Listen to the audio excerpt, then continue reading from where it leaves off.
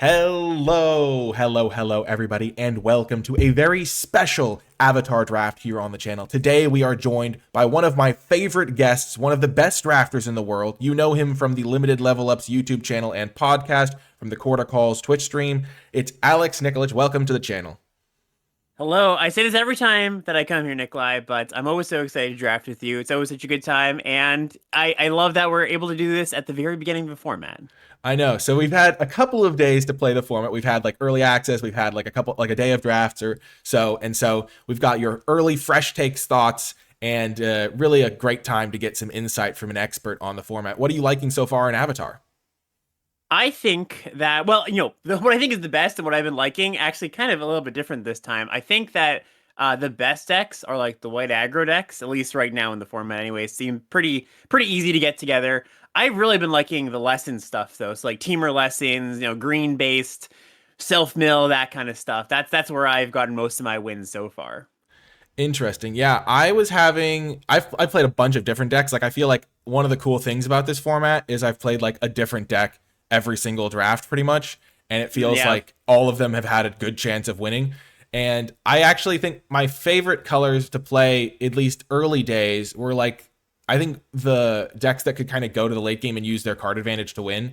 So like kind of like you were saying, like the lessons deck that have some card draw, or like the grindy tokens decks for like black white sacrifice was fun. Yeah. Like blue red decks that like have a bunch of spells and are drawing cards. Like I found like those like decks that can kind of go into the mid game have been pretty successful. But then yesterday I played an aggro deck and it was pretty dominant. So I kind of see what you mean. Yeah, there's I don't know if you've gotten to play or seen the Gather the White Lotus card, the 5 mana, make a bunch of tokens for each planes you control. Mm-hmm. That card's something. Yeah, I actually had one in a red-white deck yesterday, but I had only 8 planes because it was like 8 planes, 8 mountains, 1 dual land. So I like left it on the bench, and I was like, man, I wonder if this is just good enough making 3/1/1s, or like, I guess getting to the ultra late game, making a bunch of ones. Have you gotten to play with it in like a mono white deck? Yes, I had actually my very first draft was 4 copies of it in a mono white deck, and it was absurd. It was just so good. Yeah. Gosh. Yeah. That's like the classic. There's like one really good payoff for the monocolor deck, and it's an uncommon. Then you get every single copy opened, and you're just kind of cruising around, crushing people. Yeah, I can't imagine that'll happen again. To be honest, it seems like I got a little bit lucky. Yeah, as you like dive into a new format, are you like the sort of person that like experiments a lot? Do you like hone in on 1 or 2 decks you like and draft those a ton? How do you generally approach these new formats as you're getting settled? Yeah, I definitely think I'm more the type to just like try out a bunch of stuff. Like I'm not really afraid to lose in the early days, just to see what works, see what doesn't. I really prioritize just getting a feel for as many different cards as I can, because oftentimes one of the pitfalls of a new format is like, okay, you figure it out. Hey, this, let's just say black white. Let's just say that deck's really good. And then you only have eyes for those cards when you jump into the draft, right? And you can just very easily gloss over other good cards. So I just really like to make sure I have a good feel of what all the cards do. Yeah, that makes a lot of sense. I think it's well, like that's like one of the easiest draft traps to fall into is you draft like one deck and it does well, and then you just all of a sudden you're biased towards those cards because you know that they've done well for you in the past. Exactly. It's like, oh, this red card was really good for me. I'm just going to take it again. And so, as a new like drafter, especially if you're only drafting like a couple times a week, that's often like that's one of the benefits of being able to see other people draft and talking about the format, so you can learn these types of things. So as we dive into the queue, we're going to be playing some best of 3 today. Are there any sleeper, like I obviously Gather the White Lotus is one of your pet cards early on, but are there any other cards that like come to mind for you that are like, okay, this is a card that I think could be a pretty good one for in the format? Yeah, so another deck that I think is really good is like mono white, or as white as you can be, but also the red decks, like the red fire breathing decks, I think are pretty strong too. Or sorry, fire bending. And a card that's very easy to overlook, I think, is Fire Nation Cadets. That's like it's single red mana 1/2. And if there's a lesson in your graveyard, it gains Fire Bend 2, and you can pump it for 2 mana. That card is like a very scary card to see on turn 1 from the opponent if they've got the right deck for it. So I think fire bending in general can be really, really powerful if you've got the right deck. Yeah, I had a deck that had 2 copies of the Fire Bending Cadet guy, and then I had like 10 lessons, and I had 3 of the Serpent payoff for lessons. And it was very satisfying being able to go like turn 1 cadets, turn 2 play a lesson, attack, play another spell with the mid lesson mana. It's like, Yeah. okay, this is feeling pretty messed up. That's a really good way to put it. Satisfying. I feel like Yeah. it's firebending is very satisfying. Yeah, this format has been very satisfying in general. Like there's a lot of the mechanics just feel like they play out pretty organically. Like I feel like earthbending is kind of like a very straightforward one, but then a lot of the other ones like feel like there's a lot of play to them in terms of like how you're going to use your firebending mana, how you're going to use your airbend cards, that sort of thing. Yeah, absolutely. Okie doke, we're diving on in. We're ready to go. A queue of anonymous foes. Okay, we've opened up our pack. We've got our rare as a Great Divide Guide. We've got a bunch of uncommons, and then we've got, I don't know, what do you like in this pack? What draws your eye?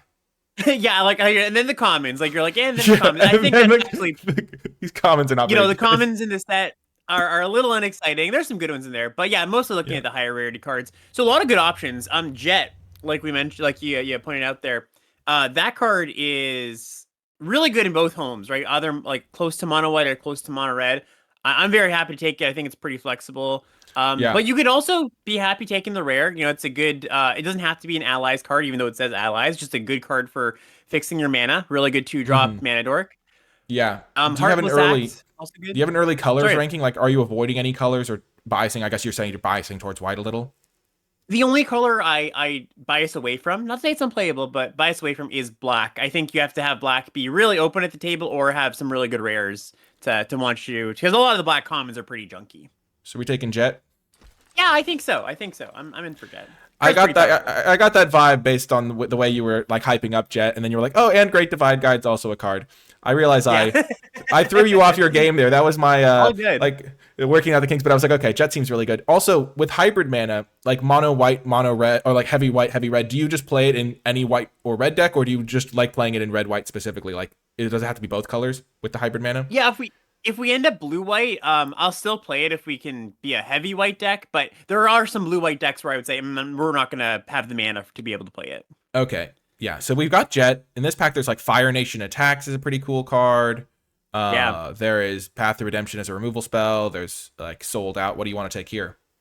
Yeah, I think I would just take the 2-mana removal spell, the Path to Redemption. Like, Fire Nation Attacks is pretty powerful if you've already got the firebending stuff, but I do think it needs some firebending to really make that card work.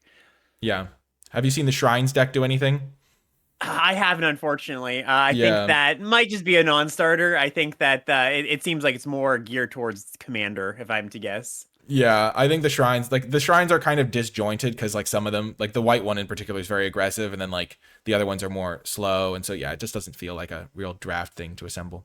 So we've got Jet, we've got Path to Redemption. We see, I guess there is Compassionate Healer in this pack to stay white or enter the Avatar state, and then there's some blue cards like Submersible. There's a Combustion Technique. Yeah, that Submersible is excellent. Like I think that's the best card we've seen so far, and so I'm willing to take it, even though might give up on the monocolor dream. This card is usually with like 3 mana 2/2 bounce a thing, right? Sometimes a creature, sometimes non-land. Yeah, this is essentially 3 mana 3 mana 3/3 do all that. Very powerful card. Yeah, it does bug me a little bit that it's a vehicle that you can't crew, but I guess the fact that you can tap your creatures to waterbend for it makes up for it a little bit. But like when I read this card, I'm like, why is it a vehicle if it can't be crewed? Like that's like the whole thing. But that's how that goes sometimes. So we've got a pretty decent start to maybe blue-white or just playing, like we don't have to necessarily play the Jet. Now there's Team Avatar to maybe go in this deck. This card's been pretty good for me. There is Jet's Brainwashing, which is like very strong card, especially in like black-red. I've had some good success with that. And then another Shrine, and then Glider Kids has honestly been pretty reasonable for me as well. Totally, yeah, I agree. I would take Team Avatar here. That card's been I was unsure how good this would be. Kind of had an inkling that it might pan out to be pretty good, and it's been pretty good. Yeah, like the white decks are very good at going wide, so you don't have any trouble turning on either of these abilities really. And now we've got Jet and Team Avatar that really want a lot of creatures. So.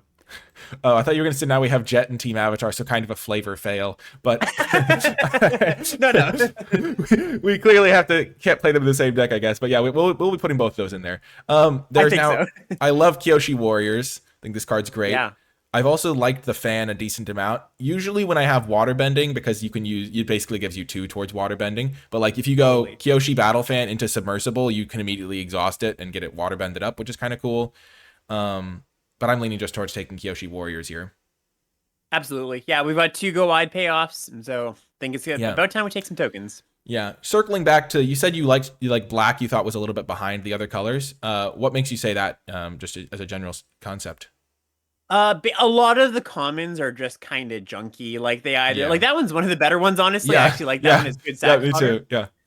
But a lot of them are just like, they needed one extra little thing to be good, basically. Like Yeah. take Yeah. that trap, for Yeah. example. Yep.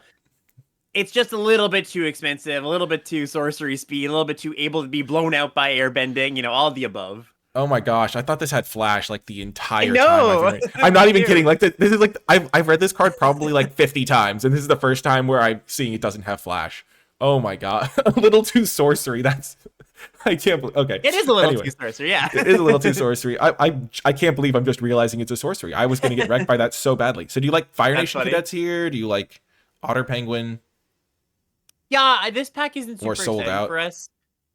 You could take the sold out. That's one of the other pretty good ones. Yeah, I think so. Because like as much as I was talking about the cadets before we started drafting, we're not really doing the mono red or very red lesson thing. So the cadets Yeah. isn't going to be very good.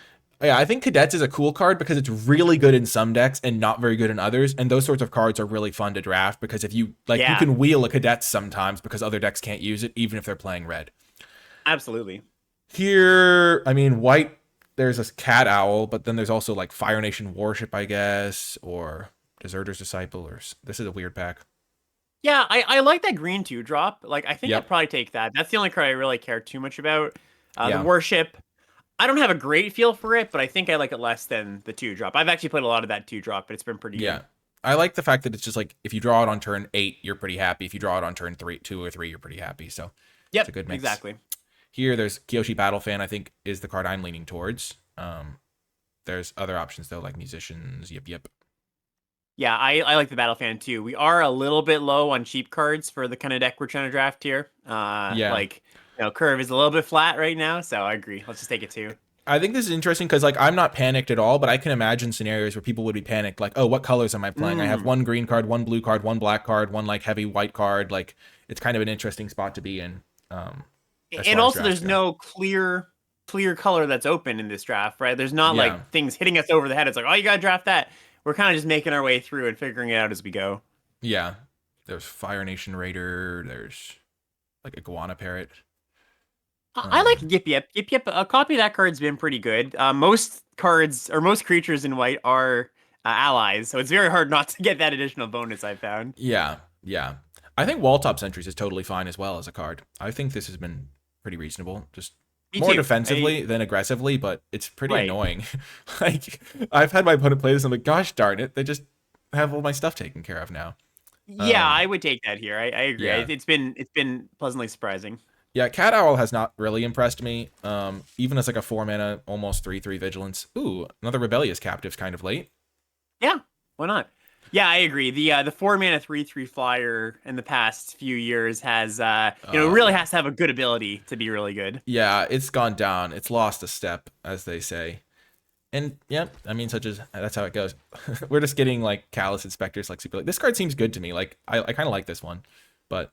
Yeah, I agree. So black's thing it's doing mostly is sacrifice, and this is a really good thing to sacrifice. So if you're doing the black sacrifice stuff, yeah, good card, but kind of hard to get there. Oh, that's a good wheel. I'm shocked that there's a Kyoshi Battle Fan here because like any deck can play it. So getting it with like literal last pick feels like a little wrong.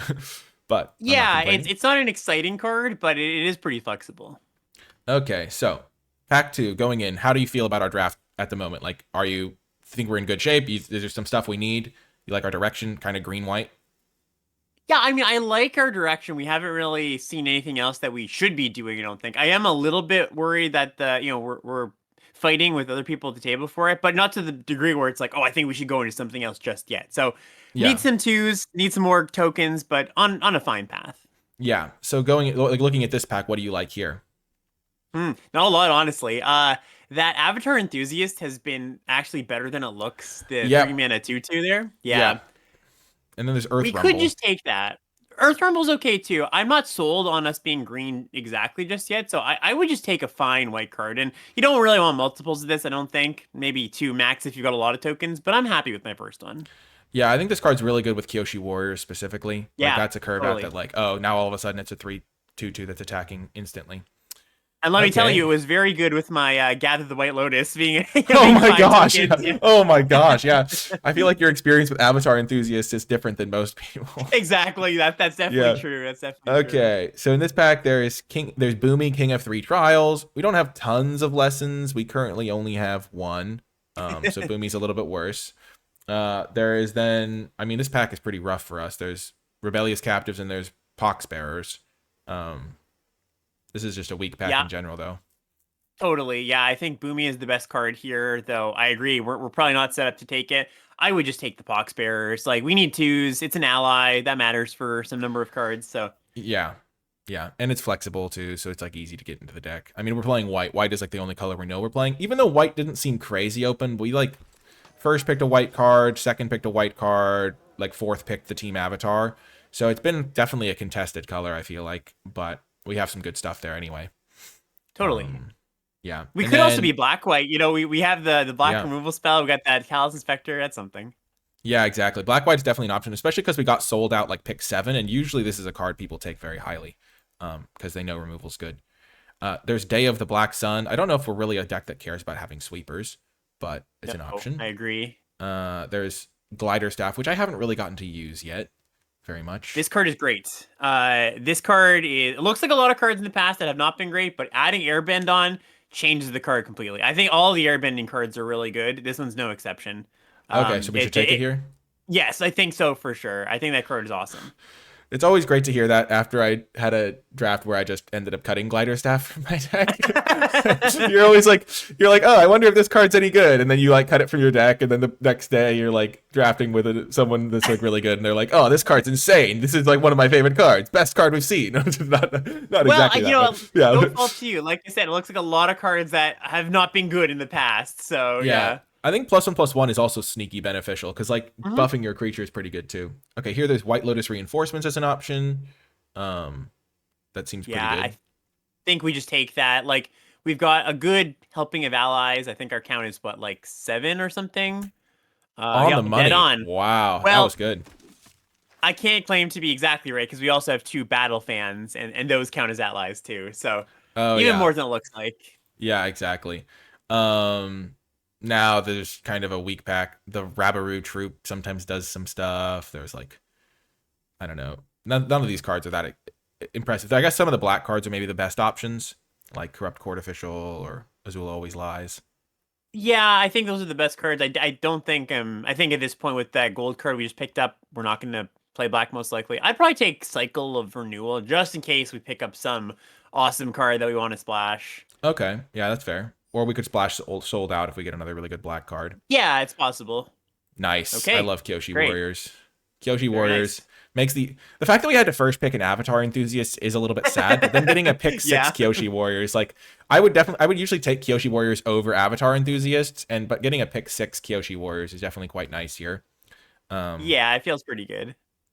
Tiger Seal's one that I kind of feel like is only good in a heavy blue deck that also has Waterbending Scroll. Yes, exactly. I was theory crafting with it. I was like, where would I ever play Tiger Seal? And I'm like, if I have exactly Waterbending Scroll, I might play it. Basically, yeah. Yeah, it's a very strange card. It's kind of funny to have a niche rare like that. Where like, I only want this rare in this exact spot. Wow, Redirect Lightning was really good for me when I played it. Like, messed up levels of good. But I don't think we're playing that. There's Glider Kids, Compassionate Healer, and then another Rebellious Captives. Yeah, I like the healer here. Like, I think, or a 2-drop. I think either one would be fine. Glider Kids I like a lot too, but we do have quite a few 3s at this point. Yeah, but if we cut the blue, so yeah, we have a couple of them aren't really 3s that we want to play, but yeah.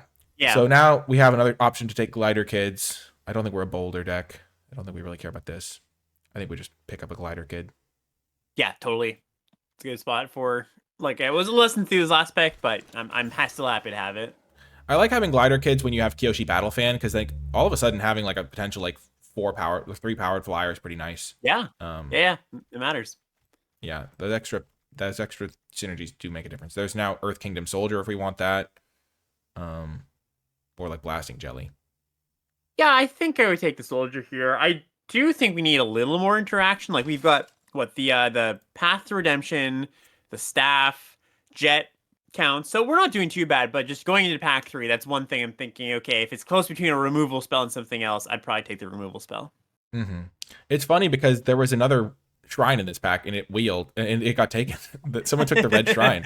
That's funny, yeah. Yeah. Okay. It's weird too because I feel like the blue shrine is the best of the shrines for limited because you like really want the blue shrine and then you can like use the other shrines around it. But I feel like talking about the shrines just makes people think the shrines are good. So maybe I'm doing more harm to good. Talking about my theory. I mean, I think that shrines there's going to be a time and a place for them. I think week 1 of drafting probably isn't it. You know, that's kind of the way I look at it. Yeah. That's the time when everyone thinks, oh, maybe the shrines deck is good. Yes, exactly. Nice. We get the Rabaroo troop. Honestly, not the worst land cycler I've ever seen, but yeah, we might play it. There's a chance. There's so many ways to spend mana in this format. It's crazy. Yeah. Oh, speaking of mana fixing, wow, for a good card. Yeah. This card seems pretty good. And it's got a lot of words, so I'll just shortcut this. Basically, 5 mana, 3/3 flyer comes in, you look at the top 5, take another creature, put it on the battlefield, and flips into something good. It's really good, although I do think it's worth looking at the Rallier there, because that Rallier is ridiculously good. Yeah. So which one should we? Which one would you take? If this is like that's a really good question. I think I take the 2-drop. Just like not having to splash is a really big benefit. Mm-hmm. We'd have to pick up 3 more pieces of fixing to play Aang, and this is no fuss, no muss. This is going to be a great card in our deck. Yeah, exactly. No fuss, no muss. This is the highest of stakes. Like the guest draft on my channel is like this is the highest prestige level of any draft we could do, and we must win. Because why not? If we don't win, what are we doing here? We have to like show the world that our combined forces are truly the mightiest. Allies at Last is messed up interaction. Like this is a really good interactive spell. Like it's been 1 mana. Yeah. It's 1 mana every time I've cast it. I don't think I've ever cast it for more than 1 mana. Though I think I was playing it in green-white, but still, this card's really, really good. There's also Kyoshi Master Warriors. Piandao? Yeah, both those cards are good too. Yeah, this is the exact kind of pick where I was saying a few minutes ago, like, okay, if it's close between a removal spell and a creature, we take the removal spell. Although I do think Allies is a better card anyways, but yeah, Master Piandao also plays really well with Glider Staff, both by giving flying and also by being able to give Master Piandao flying. Great point. Airbender Ascension seems good with some of our cards. This card is a little bit better than I thought it would be. I'm not sure exactly where I fall or not, but I would take the rare here just to try it out. Like it's a little weird because it doesn't, it's not a card's worth of value. It's a weird bounce spell essentially. But I think it's worth trying over another Glider Kids. Over Guru Pathic as well, because this is a card we could play. We have a couple lessons. I think you have to have like 8-ish, 7-ish lessons for that card to be really have a good hit rate. Yeah, I've played Airbender Ascension before, and it was like okay. I had it with specifically Kyoshi Warriors, and that was like a good combo. And like gives you some cool stuff to do. It also seems really good with Jet. That seems pretty strong as well. Yeah, that is really nice. In this pack, there's Earth Kingdom General, there is Unlucky Cabbage Merchant, and there's Kyoshi Warriors, and there's even a green removal spell. So we have all the options in the world. Yeah, I think I like taking another Warriors here. Like, Earth Kingdom General is, I think, a better card, but doesn't make 2 allies, which matters for this deck. And, I think we just rather the white card. Yeah. More whites in this deck, the better. Then there's Cabbage Merchant as well. Oh, my gosh. Oh, wow. That's great. Pick 5. We are definitely in the right situation here. I think this is a really easy White Lotus reinforcements. Yeah, we really got hooked up here. One of the things I like noticing in these sorts of packs is there are situations like that last pack where there was like a blue-white land and there was the Cabbage Merchant. And like if we had taken Aang, we probably would have had to take the Cabbage Merchant to try and get more mana fixing into the deck to splash the Aang. But because we took the more disciplined pick, which I think was this 2-drop, the Water Tribe Rallier, because we were more disciplined, we were able to reap the benefits by taking stronger cards for our deck later.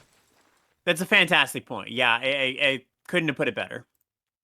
And now we don't have to play Cycle of Renewal, so our beatdown strategy's better. There's Ostrich Horse here, and there's Razor Rings as our 2 options if we need more interaction. I would probably take the removal spell. It's not one of the better removal spells, but it rounds out. Now we're at a comfortable amount of interaction. And the horse is good. Like, horse is always pretty solid. Less good in like a white aggro deck like ours, more good for like the green lessony decks, but strong card. I like the Razor Rings more in the like Flyers decks where you're trying to race, but you have smaller creatures, and that's kind of where I like that For one. sure. Here, there's Origin of Metal Bending, Water Tribe Captain. Water Tribe Captain seems good for our deck, honestly. Yeah, just another way to pump the team. I also think Meteor Sword is kind of reasonable. It's Yeah. 7's a lot of mana, maybe not for this deck, but I just wanted to call it out as a card that is a card I've played already and been pretty solid. Nice. I haven't played it, and I wasn't really planning on it, so I'm glad to hear that insight. Because it seemed expensive to me, but yeah, for more mid-range decks. Now there's Path or Leaves from the Bind. Both seem like good options. Yeah, I think Path, kind of the same thing as like the last pick, where Leaves also a really good card, but more for the mill decks. Yeah, more mid-rangey. Just wheeling Hermetic Herbalist. That's crazy. Yeah. Yeah, I just like taking the Blasting Jelly in case we need extra removal in like some matchups because it's best of 3.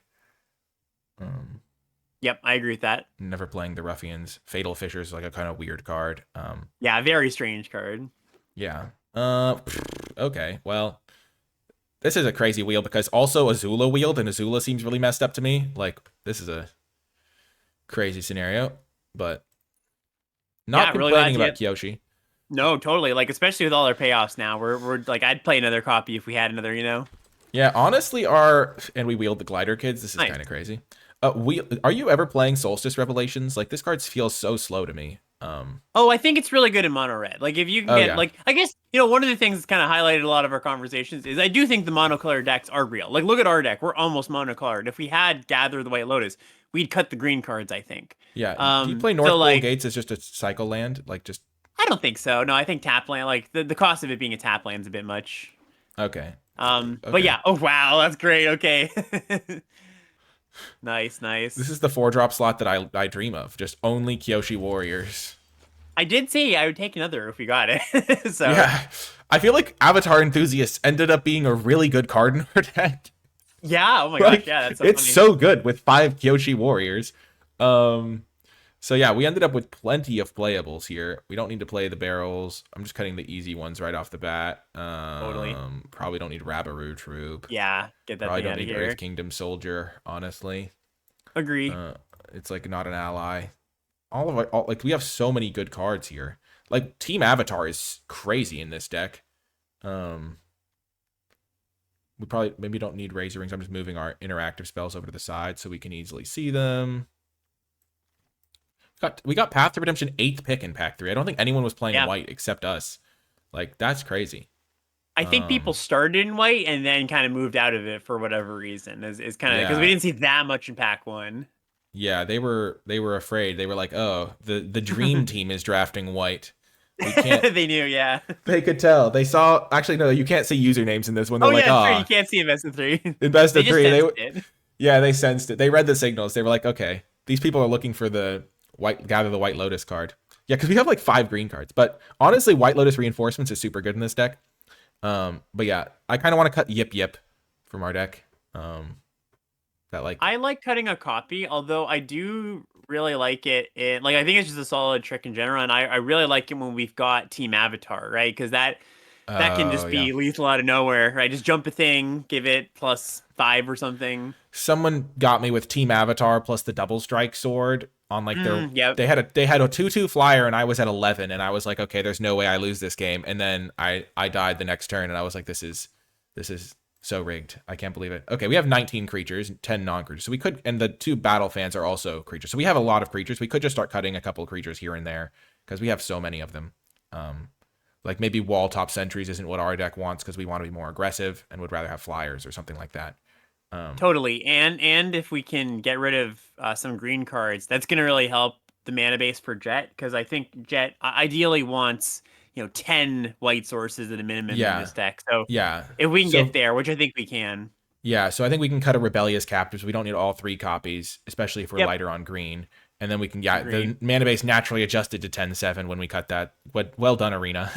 But yeah, we have how many 2-drops do you like having in these decks? Because we have 7 right now. That's about where I think you want to sit. Like that's 6 bare minimum, and maybe if you had 9 awesome ones, maybe you play 9, but somewhere in the range of like 7 or 8. Yeah, I think Water Tribe Captain is a card that I would be fine cutting as well, potentially. Yep, it's like a worse White Lotus Reinforcements.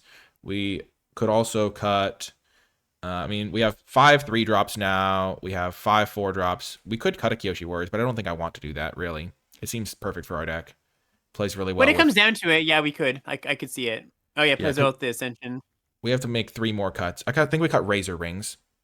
Yes, I agree with that. It's not as good in an aggressive deck, so now we have to make 2 more cuts. When do you consider shaving lands? Because I feel like this deck... I mean, I haven't really wanted to shave lands in this format in general. But, like, do you ever consider cutting lands in this type of deck? Yeah, I was just gonna bring that up actually. I don't think I would. Like one of the big things, like big reasons not to shave land is we've got so many 4-drops, right? Like that we Yeah. want to play. We really want to play those. And Yeah. going to 16 makes it actually notably harder to hit your 4th land on 4. Yeah. So I actually don't think I want it. Like monocolor decks are the times when you shave a land because you don't care Yeah. about the sources. But in this deck, one of the reasons or this format, when you have Gather the White Lotus, if you do have that card, you want to get to 5 mana, right? So it's kind Yeah. of tricky. So I don't think you go to 16 that often. Yeah, with Gather the White Lotus, you want to get to like 10 mana because then you just get 10-1. It's Exactly. There you go. exponential. And also, we have so many mana sinks. We have 2 of these guys. We have the Water Tribe Right. Rallier. We have Yes, like Path to Redemption we exactly. can sack. We can move around our equipments. We have Glider Staff. Like, we have plenty of ways to spend our mana, it feels like. And even like a couple scries and things like that. So we just have to make 2 more cuts here. My initial inclination is cutting like Yip Yip and like 1 Glider Kids or something like that. Yeah, I was gonna suggest Glider Kids too. And then I think no matter what we cut from this point on, we're gonna be like, oh, that's a pretty good card. So yeah, Yip Yip's probably just as good as any to cut. Yeah. Because I think Glider Staff fulfills a similar role, so that gives something flying to win the game. We have a few equipments. I kind of, Yes. it's funny. I sometimes go into bully ball mode, which is like a basketball term, I guess. But like when I have all these tokens and stuff, if I, instead of like trying to like get my opponent by like flying over, I just like to like get a couple equipments and then just suit up 1 creature over and over and Oh, yeah. over. And I can do that unlimited times. So we have a pretty great deck here, I think. We will make the feature card Kyoshi Warriors because we have 5 of them. And that seems pretty great. Thanks again for coming on, Alex, and helping us draft this masterpiece. We're going to be playing the games solo without Alex's masterful guidance. But as you're heading out, I mean, people can find your YouTube channel linked in the description. They can find your Twitch linked in the description. They're going to be able to find your State of the Format address, which you're going to be posting, which is your big like video on all of the stuff you've learned early on in the format, which is like a great resource as well. What else are people like I guess I kind of ruined the No, yeah. I think that's the big thing that I'm glad you shouted out. Yeah, I feel like basically I would point anybody in that direction in my channel if you're at all stuck in the early parts of the format, being like, "Hey, I'm losing. Why am I losing?" Basically, that's kind of my pitch for watching that episode. And yeah, I've been posting a lot of draft content myself recently. Go check out the channel. But I'm sure you'll find something you enjoy. Yeah. Did you post your video of you gathering the White Lotus? I did. Yes, I did actually. So you can watch me doing that. Yeah, so I'll post a link to that. I'll post a link to all that stuff in the description down below. Thanks so much, Alex, for coming on, and I'll see you for the rest of you folks in the games. Before I get to the games, I want to give a huge shout out to all of the people who support my work and my mission to make draft more accessible around the world at patreon.com/NicolaiBolas. If you have been enjoying my videos and you'd like to gain access to some extra stuff like my card by card tier list and format thoughts document, as well as the aforementioned mission supporting aspect of things, then Patreon is the place to go. I want to give a special shout out to those patrons who support at the credits level. It makes a tremendous difference. And without further ado, let's get to the games. Welcome to round number 1. Okay, before we get to this game, we're going to keep this hand, of course. I just want to say Alex is a great player and a great teacher. So if you're looking for insights on draft, I highly recommend his stuff. It's going to be linked as I already mentioned, but just now that he's not here for me to just like talk him up while he's actually here, I will talk him up while he's not actually here. And yeah, I think this was a pretty easy keep, though. 2 lands on the draw with a couple 3-drops. If we hit 3-drop into 4-drop, it's really good. They're playing black-red. Interesting. Okay. Definitely getting rid of 1 Kyoshi Warriors. I'm going to get rid of Path to Redemption. I think I'd rather just deploy my cards. And they'll play Avatar Enthusiast. If they kill it, it's kind of a bad bummer for us. They probably have a removal spell. We could have gotten rid of Glider Staff as well, but this tends to be good against like black-red removal decks, because then any creature's a must-deal-with threat, especially with Kyoshi Warriors. Okay.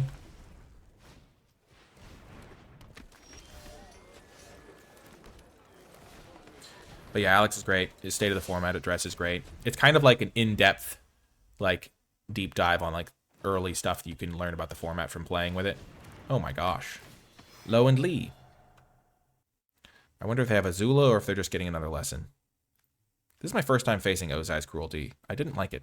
I don't like discarding. Oh my gosh, you're kidding me. Oh, I am so toast.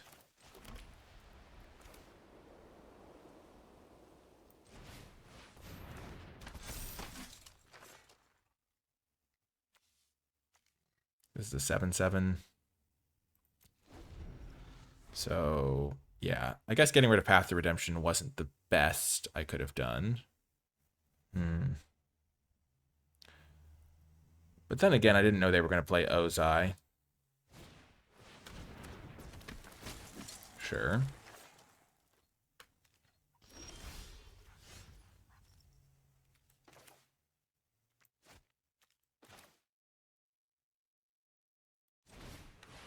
Let's just get our jet down.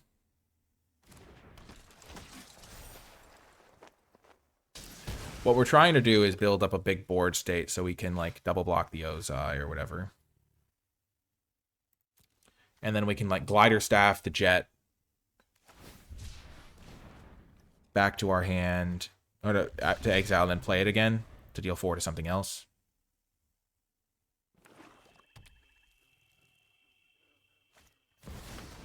Okay.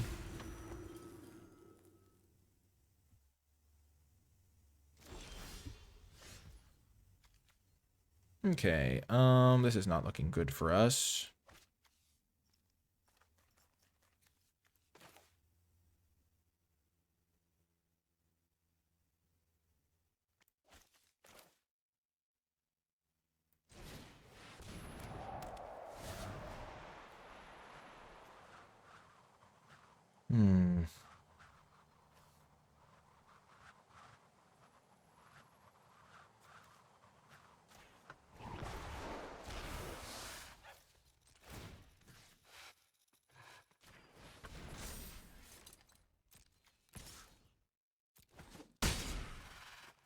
I'm kind of in, like, maybe I can race them mode right now.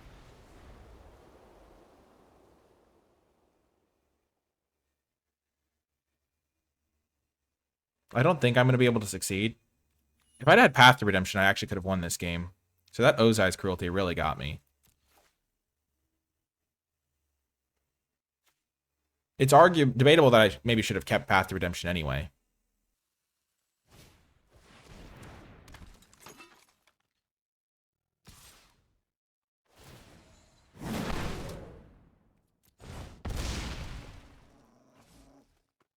I have another one in the deck, though.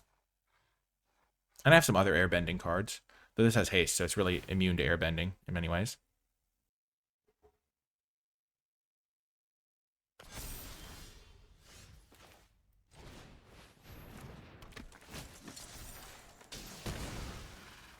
I'm currently, my strategy is to top deck Team Avatar.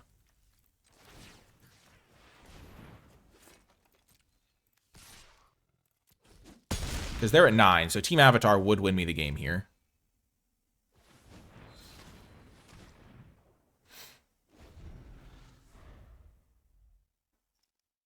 So Team Avatar would win me the game.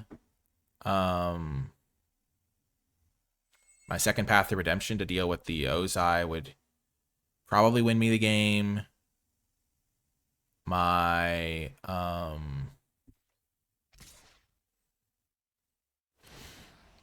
what else would win me the game?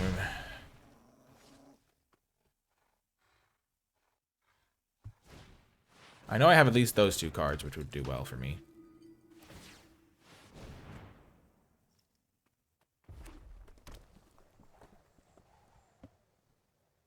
I pretty much just need to be able to deal with Ozai.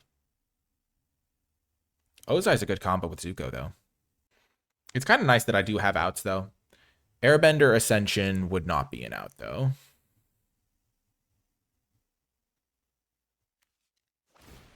because this guy has haste, which is annoying.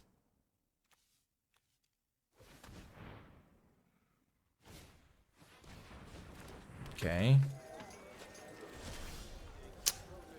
Oh, that's so unfortunate. We were close. 4, 5, 6, yeah. Actually,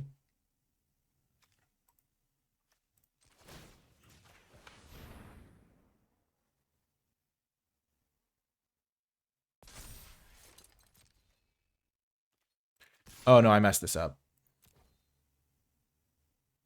I needed to give my Vigilance guy the fire thing.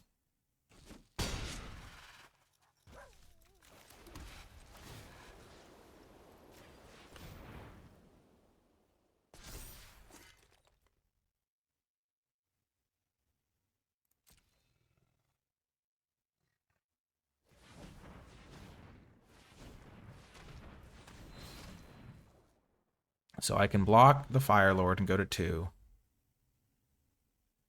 And then they still kill me, but if they play around a removal spell. Oh, I think I could have had this if I had used the White Lotus reinforcements instead to hit them down, because the extra damage wouldn't have mattered as much. I mean, I'm still probably just dead to them Zukoing me.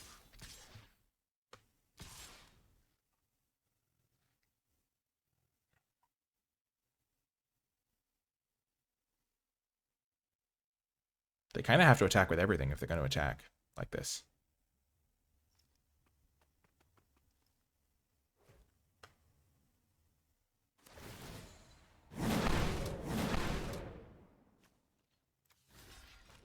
So I go to 2.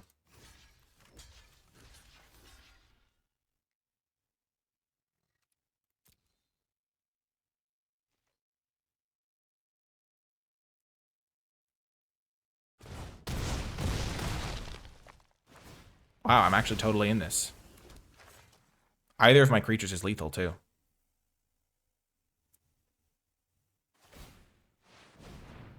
Wow, they have just hit all lands with Zuko. Zuko is really searching the land for the Avatar.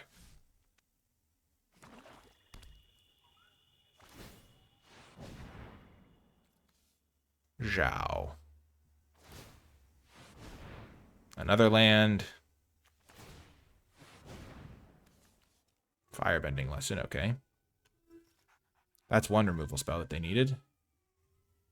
They just need one more.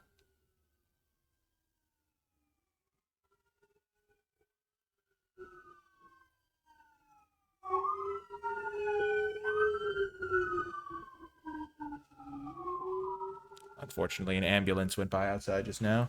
Hopefully everyone's okay. Just in case you could hear the background noise. Oh, are you joking me? Oh my gosh. Well, that's so brutal.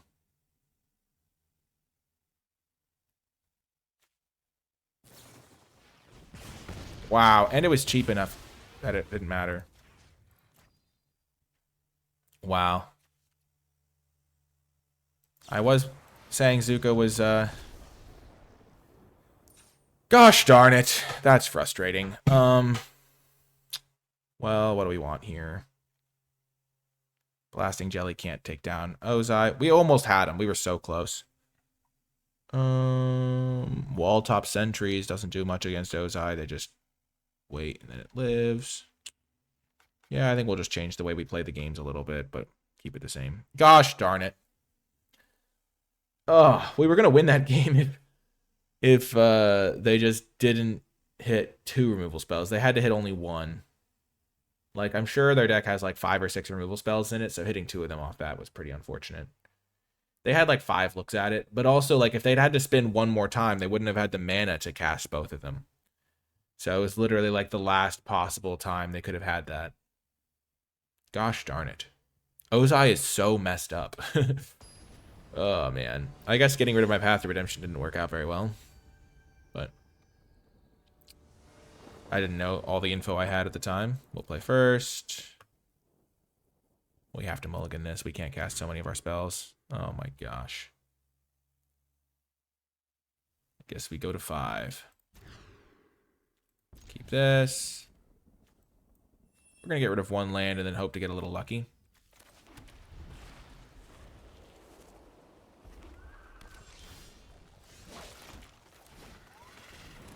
Like, if I draw land, I can now have a pretty good curve out here.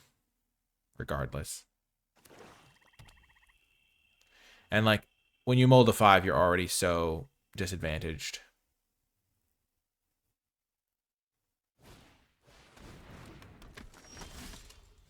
Beautiful.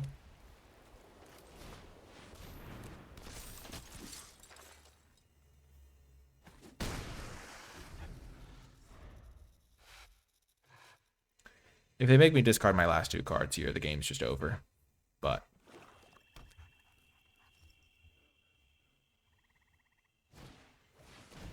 just you mold a 5 and they have the mind rot in the format. That's just tough.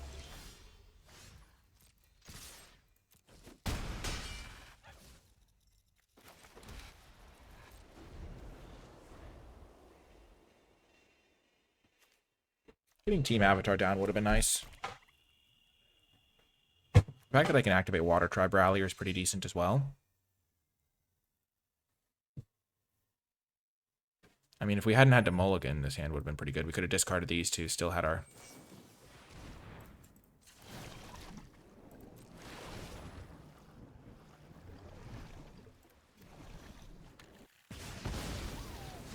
This is so unfortunate.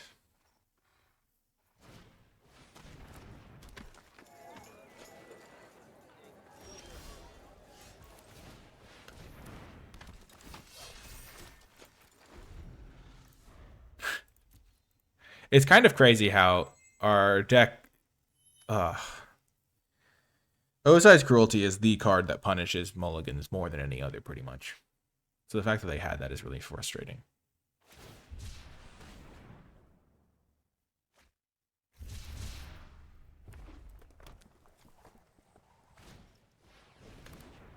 Sure.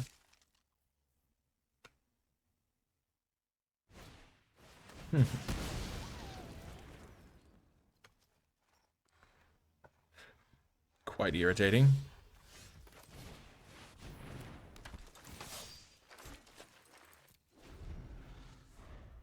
I don't think attacking and trading this for Zhao and Fire Nation Cadets is very good for me.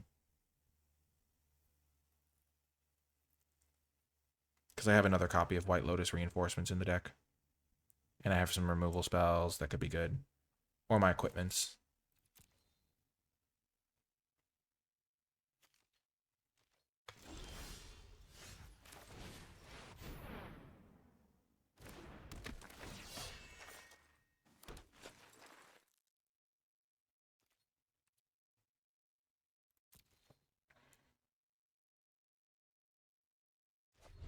Now it might be beneficial to just attack with all 3 of my Kyoshi warriors. Unless Fire Nation Cadets is up to be able to, like, single trade with one of them.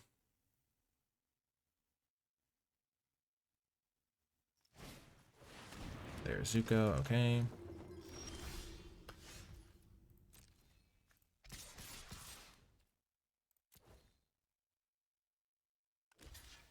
So they're going to double block one of them.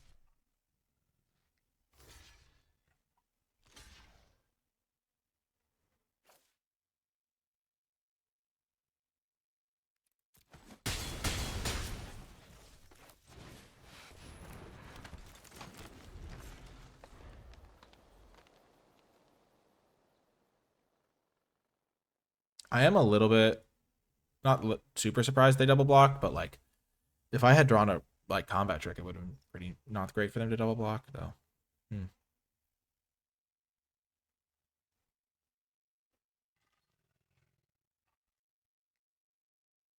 Zuko exiled Prince did some major work for them last game.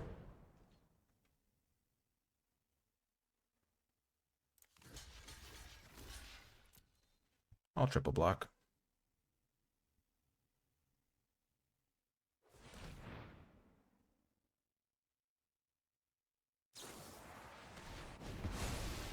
Perfect.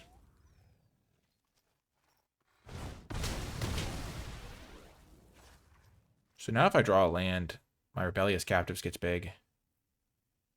And they're in trouble, potentially. Are they just dead on board? If I draw a land? Well, that's almost certainly good.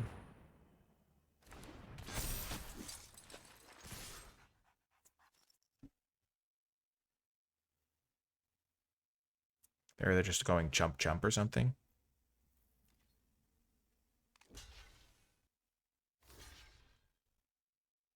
If we win this game on a mold of 5 after getting Ozai's crueltied, that would be miraculous.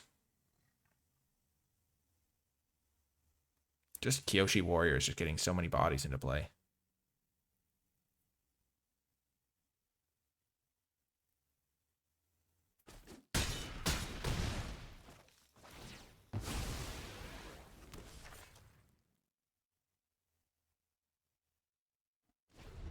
Gosh.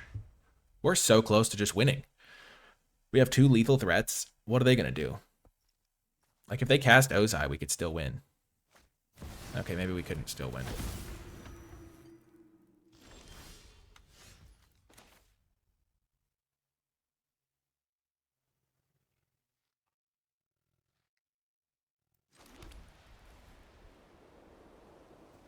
So if we attack with everything, they have to block these 3 guys.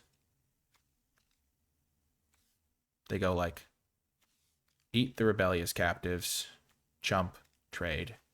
They go to 1 and I'll have the 2/2.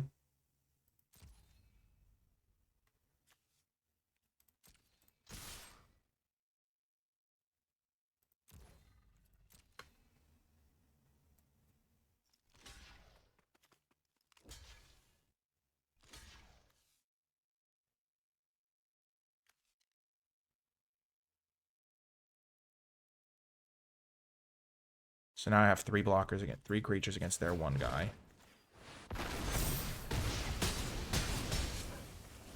3 attackers, they have 1 card and 2 cards in hand. So if either of their cards is irrelevant, we win. Or if I top deck something good. Boom! Oh my gosh, I can't believe we won that game. I can't believe we won that game. I can't believe we won that game. That's insane. Oh my gosh, what a victory.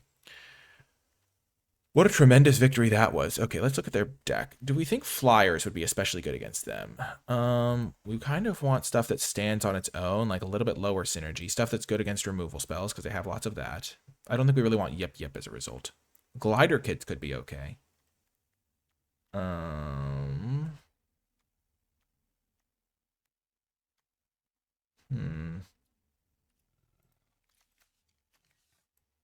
Poxbearers. 1 toughness stuff, they have Iros.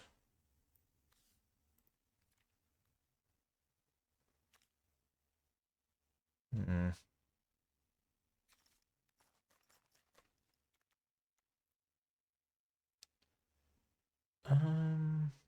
going to cut Compassionate Healer for a Glider Kids on the draw. I think that's going to be pretty good. Because Glider Kids, the flying, chip damage, all that seems pretty reasonable. And this seems like a little bit more mid-rangey. And they don't really have that many answers to Flyers. But still, I can't believe we won that game. Our deck almost beat... We almost won both games, honestly. We could have won both of those ones. That was something. Kyoshi Warriors just absolutely taking over. Okay, game 3, and we have a great hand here. Real nice hand. Airbender Ascension, double Kyoshi Warriors to immediately get it triggered. We can even do something like... so we're definitely keeping. We can go like Captives, whatever 3-drop we draw, and then like Kyoshi, and then Airbenders back Kyoshi and play it again. To get extra 1/1s. Oh, they're on a mulligan this time. That's nice.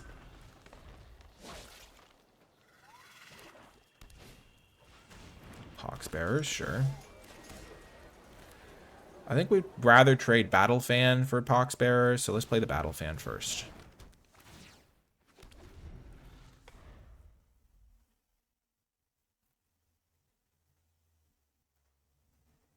Because then we can Airbender Ascension the token that it makes if we need to. If we think that's our best bet.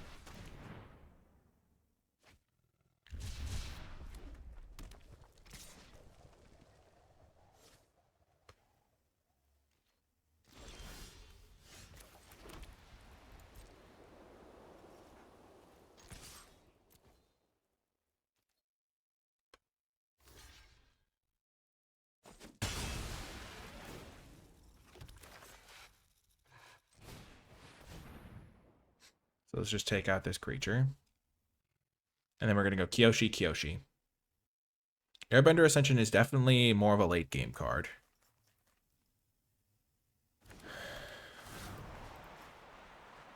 Get out of here, token. So it definitely kind of puts me down a card now in the moment. But it's going to start making me a 1/1 every turn.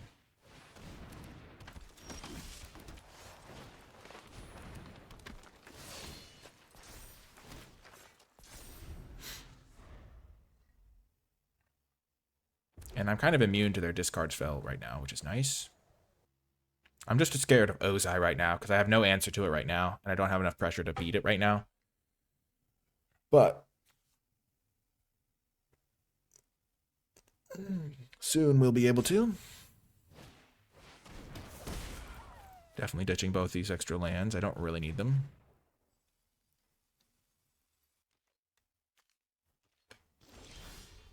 And now I can beat Ozai. Huge. Okay.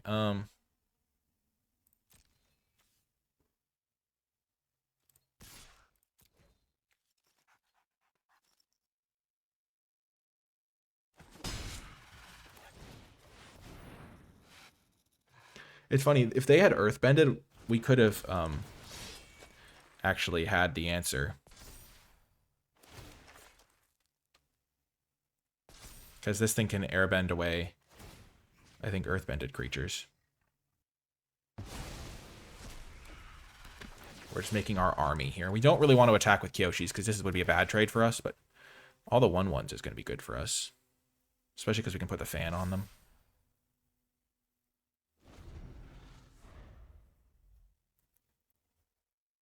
I wonder if they have multiple Ozai's Cruelty. So now Airbender Ascension really gets to shine.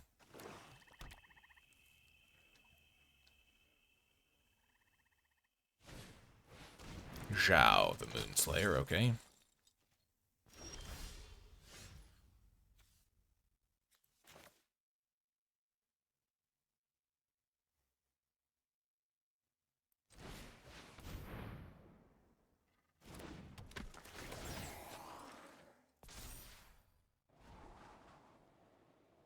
I really don't need another Kyoshi Warriors right now. I wouldn't mind it, but I think my best bet is to dig for like other cards because I kind of have the army set at this point. Sure. I almost did Glider Kid so I could scry again. I guess now getting rid of Kyoshi feels a little foolish, potentially.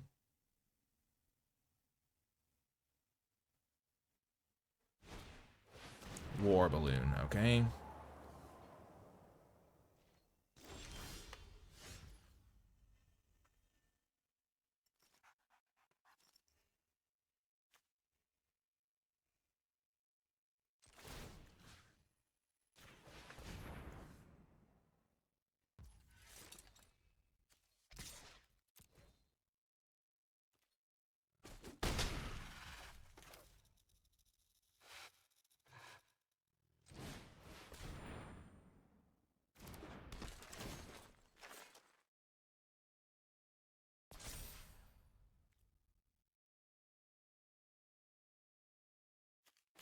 I haven't seen a Corrupt Court official in either of the games, and being able to use this is pretty important for next turn, so.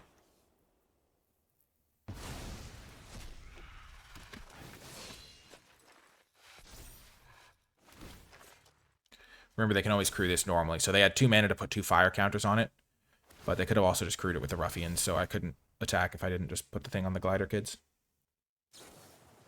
Okay, they're firebending less than that. Okay. They have no cards in hand. They have Ozai, and then they have the 5 mana creature that goes and gets Ozai. But I might, if they just do nothing here, just like take care of the War Balloon so I can start attacking with the... I can finish them off with the Glider Kids or whatever. Because cutting off their clock is pretty important. Oh, they're attacking me. That's kind of an unexpected move.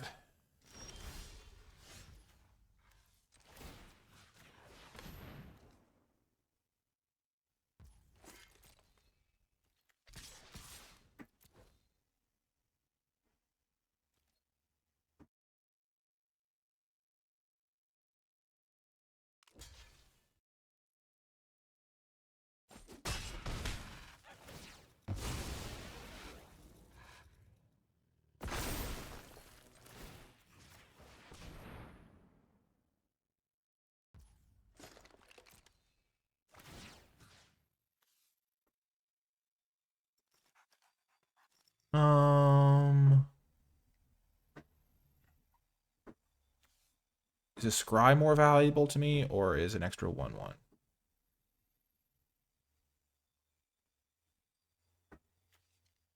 I think a scry.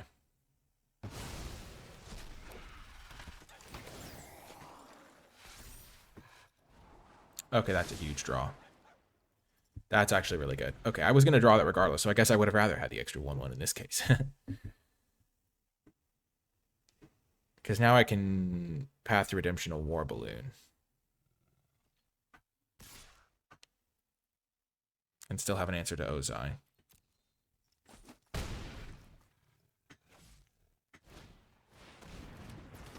Sure.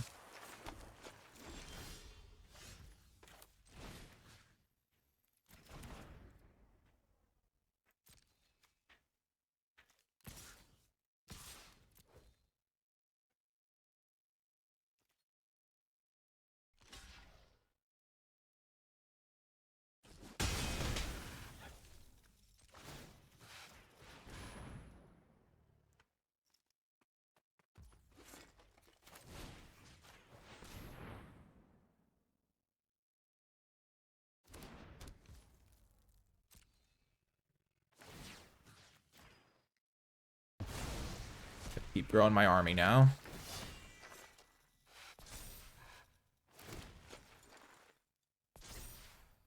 I kind of had to do this on the War Balloon anyway, so if they top decked Ozai, I didn't just die to it.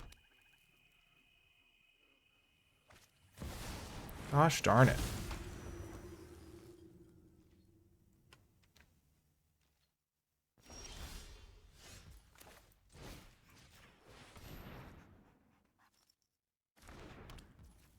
This card's super good with what I have going on right now.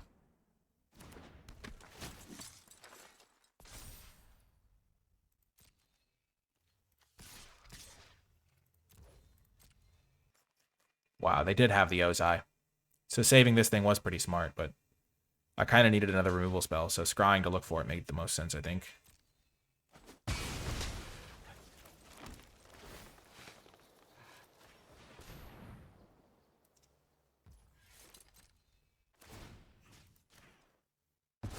The scrying doesn't mean anything now because I'm going to be getting rid of it with the Water Tribe Rally or activation anyway.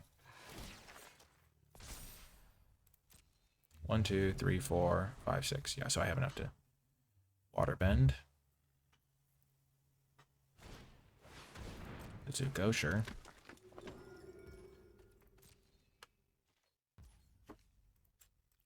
They can still bank up mana with their Ozai. Boom! Let's go. I can't believe we won that match. That was an insane match to win. Oh my gosh, that was insane. That was excellent. Our deck performed so well. Those removal spells were so important. That first game, oh my, I can't. We had to bounce back from a mull to 5 where we got Ozai's Crueltied. And then we got the win in game 3. Okay, we're keeping. Oh my gosh, we're going to mull again, but triple Kyoshi. Let's go. Oh my gosh. Well, we've done it before. Mull to 5 on the play. But it's kind of rough that this has happened to us twice now. Okay, we'll keep this. So we're going to keep our best 2-drop. We're definitely getting rid of the captives. Do we get rid of Team Avatar? I think so. Because we have Battle Fan and Water Tribe Rallier can like dig us for extra cards. And we have one removal spell. We could have kept Team Avatar instead of this one.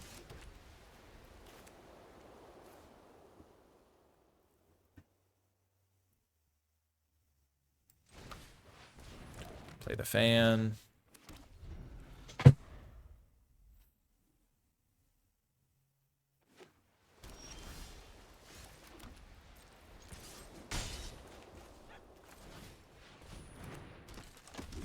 Next turn, we're just going to start activating Water Tribe Rallier. If it's still alive. White doesn't have that many ways to get rid of it, and neither does blue. Earthbender Ascension.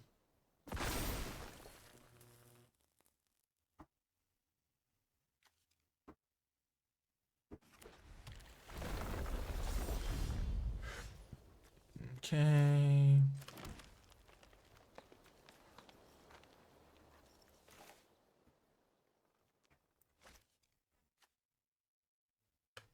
So we can attack for 2 and still use the Water Tribe Rallier.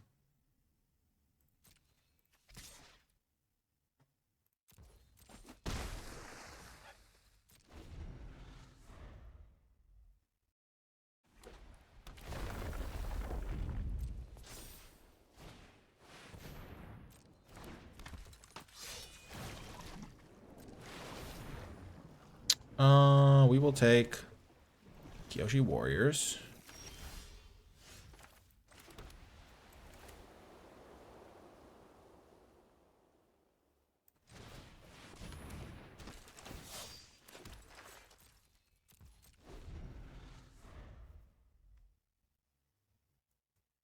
This is how we claw our way back in.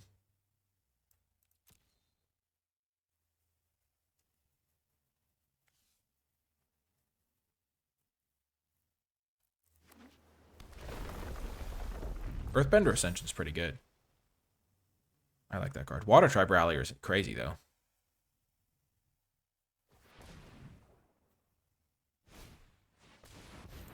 Okay, Suki.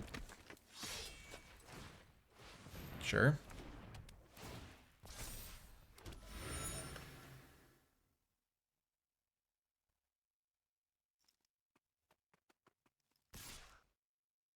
Yep.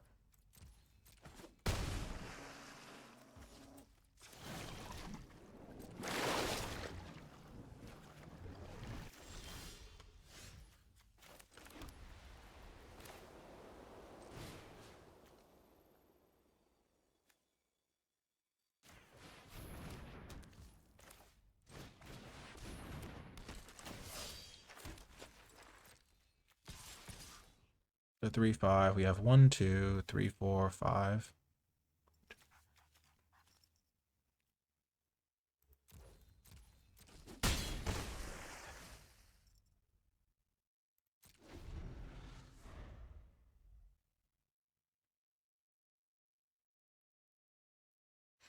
We'll probably need 1 more card or a way to buff our entire team.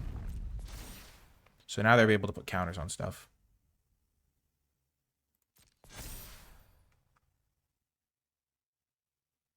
I thought they would buff up the flyer. Interesting. Sure. Wow, Air Nomad Legacy doing good work.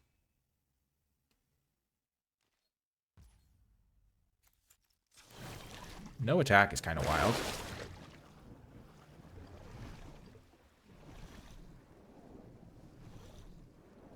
Beautiful.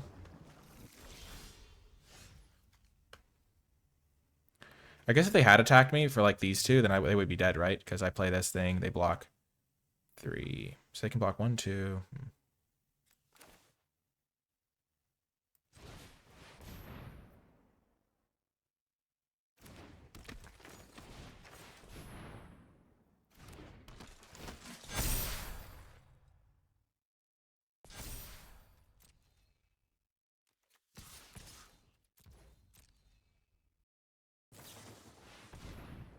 Gosh darn it. I am so upset. It's like a rare, so I can't really play around it.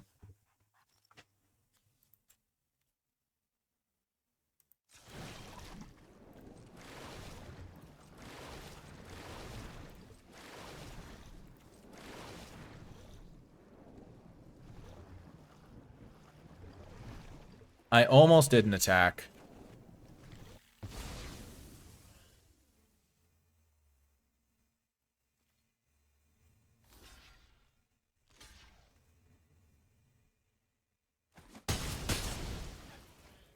Just get totally dominated by Aang's Iceberg is so unfortunate. My gosh.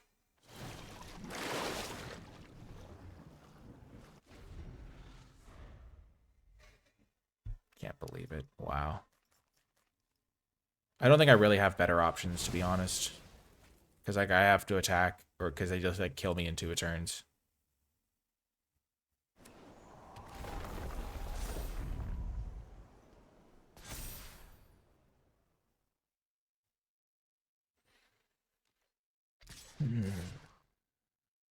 I guess I should have path eggs, path of whatever their So I have 2, 3, 4, 5, 6, 7, 8, 9.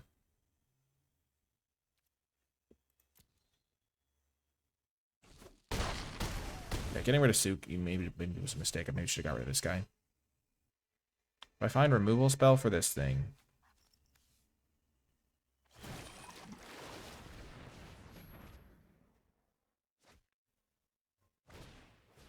No!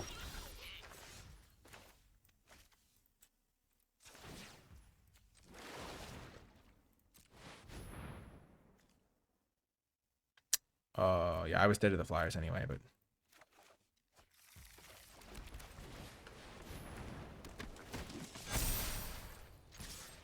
We were so close. Oh my gosh.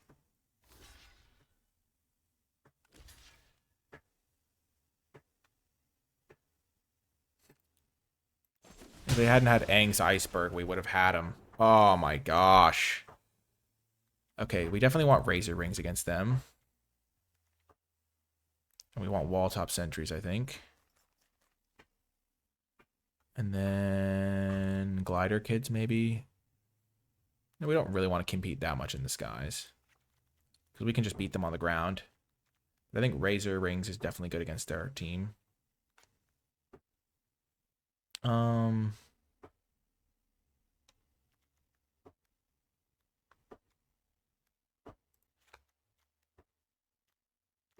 Let's cut Rebellious Captives for Razor Rings and try it like that. Oh, that's so tough. Oh, we were so close. There's not like instant speed bounce spells in blue, really. It's like, oh man. It's like there were definitely stuff they could have had. We were on a mold of 5 that game too. We just could not get lucky. Yeah, we're gonna keep this and ditch the Kyoshi Warriors. Oh, we almost won that.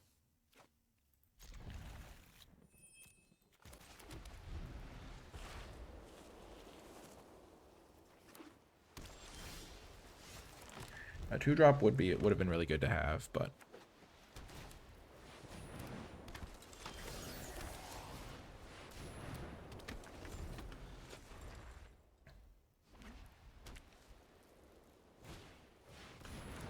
nice. Good for them, good for them. Keep it on top. Okay. Glider Staff could be really good here. Against Flyers, you often want to just have like an overwhelming ground force.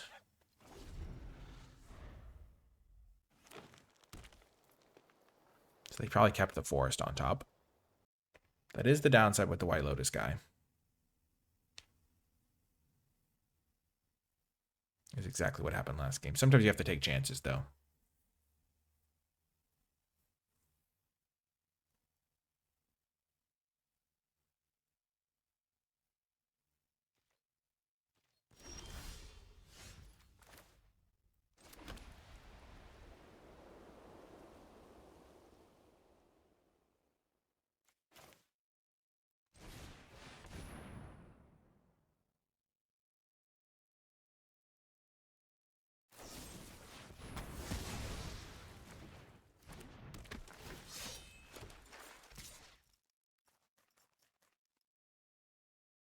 I think I would trade this for a Glider Kids pretty happily.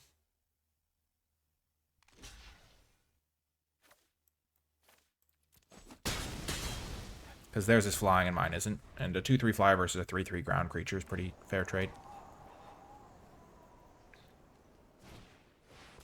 Sure.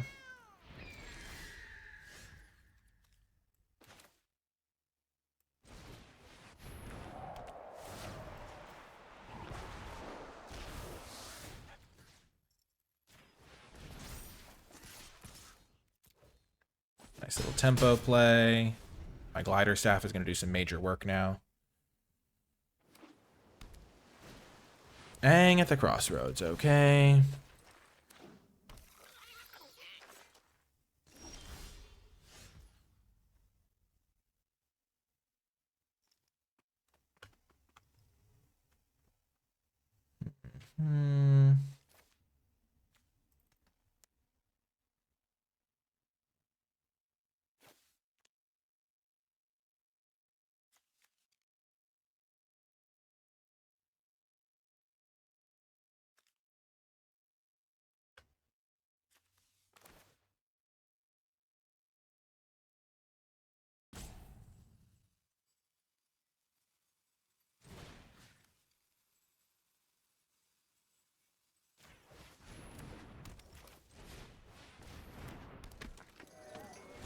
I'm just going to try to get rid of Aang before it can flip.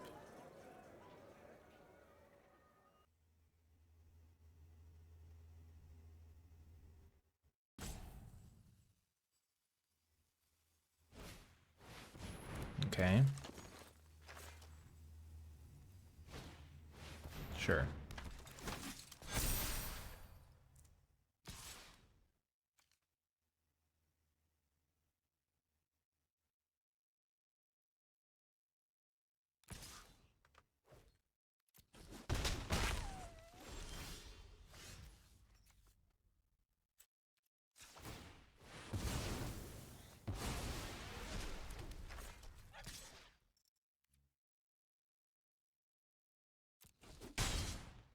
Okay, I think because I have Razor Rings, I'm okay with this situation.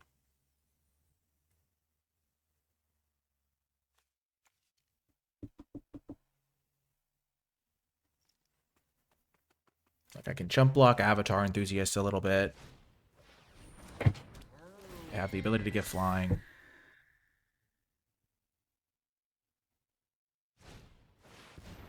Okay.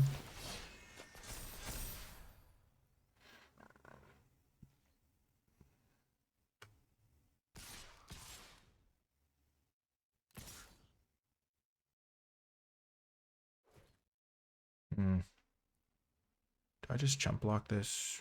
Maybe.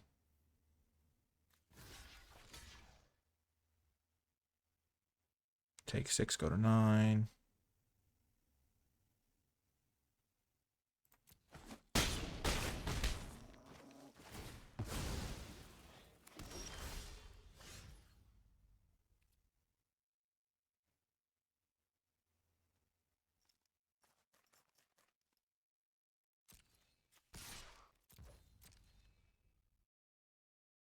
I could lose this game.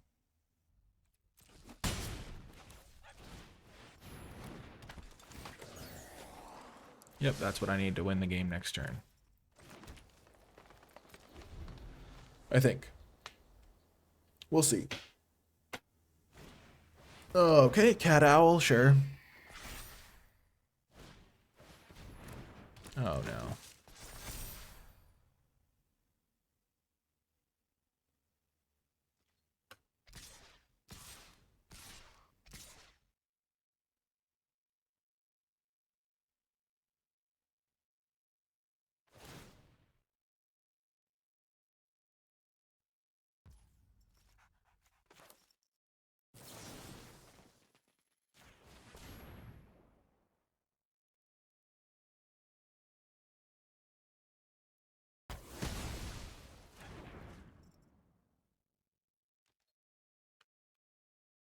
So I could take 3, 6. So they have 1, 2, 3, 4 blockers. And I have 1, 2, 3, 4, 5, 6 attackers. 1, 2, 3, 4 blockers.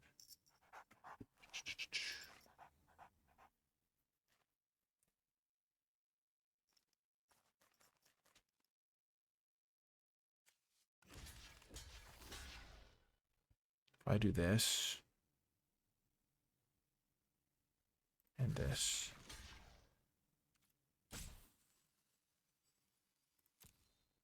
I think this could be okay for me.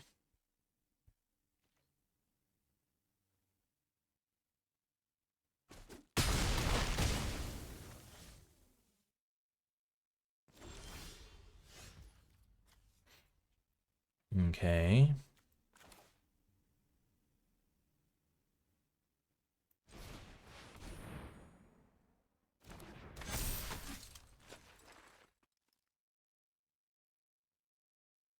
They have 1, 2, 3, 4, 5, 6 attackers, and I have 1, 2, 3, 4, 5 blockers.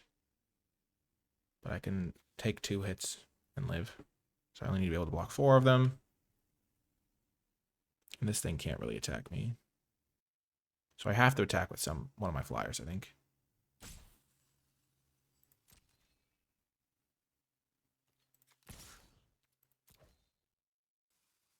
I think I'm going to lose this game, though, sadly.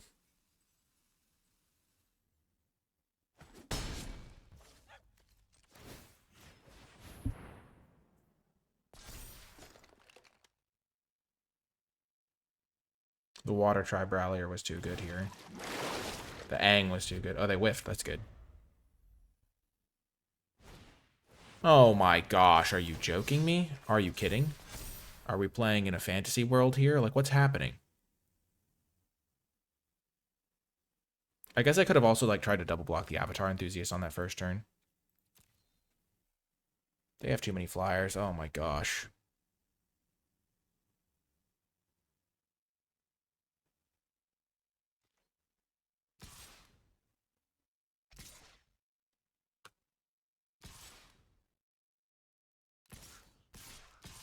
Okay, attacking with everything.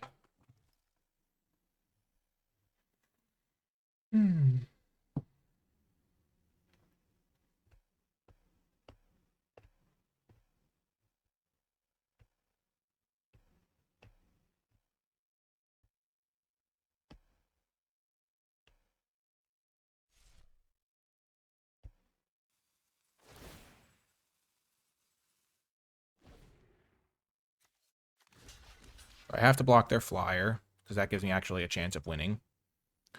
And then I take 3, 5. I have to jump here. Block like this. Take 3, 5. Top deck removal, win the game.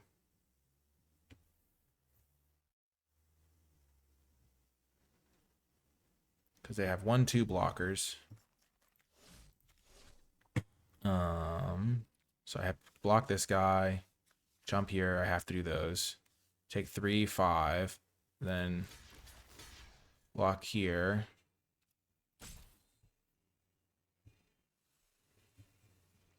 Yeah, so now if I draw a removal spell, I win.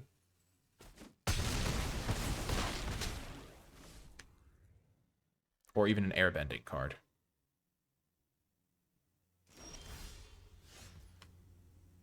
Oh, that was so close to being good enough. Actually, wait. Yeah, it's not good enough. Dang it. If I'd known I was going to draw that, I guess I should have...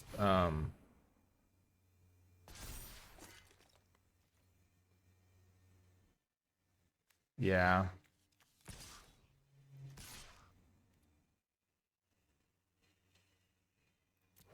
Yeah, if I'd known I was going to draw that, I could have chump blocked and then I could have won. If I just chump blocked with my 2/2.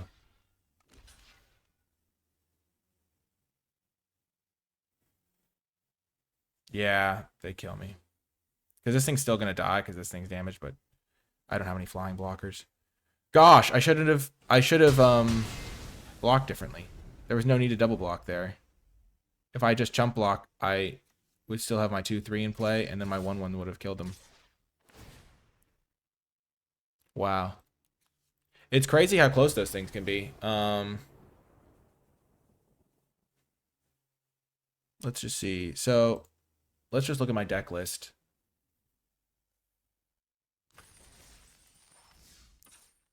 So in that last turn, keeping an extra creature around rewards me if I draw Jet, because I had 1 Lotus draw left.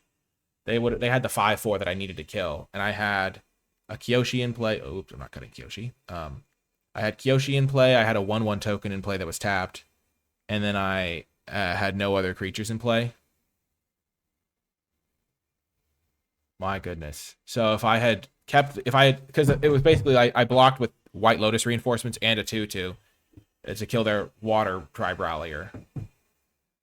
But I guess I was so much in top deck mode that, like, if I had just kept my White Lotus reinforcements in play, I would have had White Lotus reinforcements. I would have had the 1/1 token, and I would have had my 3/3 Kyoshi. So that if I top decked my other White Lotus reinforcements, I would have had 3 3/3s, and I would have been able to win that game. Because at that moment, I was looking for Team Avatar as a kill spell, I guess. Which, again, I think having an extra creature in play would have been necessary for that. Because I would have had 1, 2... whatever the token. So I would have had 1 token, 3. So Team Avatar would have been a necessary. Look would have been an out. If I'd kept the creature in play. I should have taken a screenshot of my deck. That's what I should have done. Path to Redemption wasn't out. That was thinking about Airbender Ascension wasn't out. Allies at Last was an out. So I like cut off my outs by 2, I think, by blocking, because Team Avatar was no longer an out because I only had 2 creatures in play. And White Lotus Reinforcements was no longer an out. And Jet was no longer an out. So I think I removed 3 of my outs. I had 1, 2, 3 outs instead of 6. That's actually a pretty substantial misplay then. Oh well, lesson learned, and I will see you folks in the final round. Okie doke. Yeah, so I did just double check the footage, and all I removed was this being an out because I still had 3 creatures in play, because I would have had the 2/3 guy instead of the 1/1 token, and so I'd kill their guy for my 2/3. But basically, if I'd had this guy in play, I could have won, but I still would have been able to top deck Team Avatar and Jet, so it wasn't as big of a misplay as I thought. I mean, it was still, I think, incorrect, because I don't really have any outs that like keep me alive an extra turn. It's like pretty much just that one turn that matters. So still, don't need to cut off 1/6 of my outs, but the rest of it still works out. Okay, I'm gonna keep this hand. Actually, 5 lands. Oh man, it's so rough. I've had to mulligan so much, but yeah, I think I'm mulligan this. I think it's worse, but yeah, okay, this is a much better hand. I'm gonna get rid of the battle fan. But yeah, definitely a minor misplay, but I'm not actually that upset with myself for it, because like that's a tough one to just be able to do.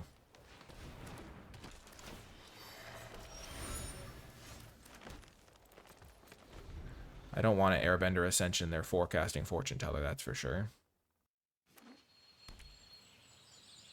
Still, an interesting choice for sure. Those are the decisions where you kind of learn from them a lot of the time, and then you do better next time. It is funny that I drew the exact card that made it a misplay so that I could learn from it, which is kind of nice. That was a tough game, though. It would have been good to win, though. Still, we're into this game now. Earth Kingdom Wrestlers, sure.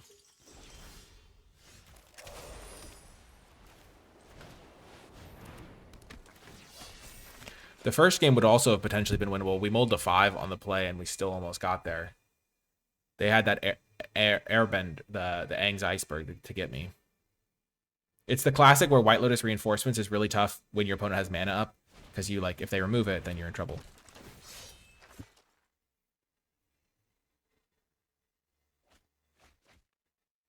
Let's see what they do here. We're hoping to get a reasonable record here. So they're playing a little bit of a blue splash, maybe. Interesting. Okay, we're definitely not blocking, because if they kill White Lotus Reinforcements, we're just toasted. But yeah, I was still... Yeah, I almost won that last game. I think I played it pretty well up to the final.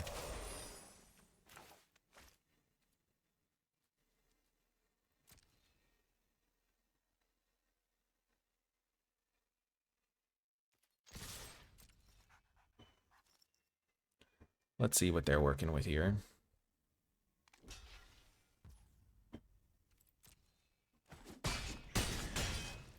Interesting.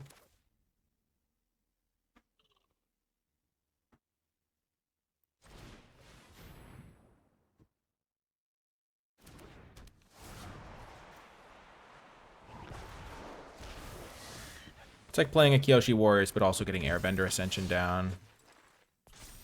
Next turn I can play another Kyoshi Warriors and hopefully get the job done. And then I'll play Jet and double removal stuff, and the game will be over.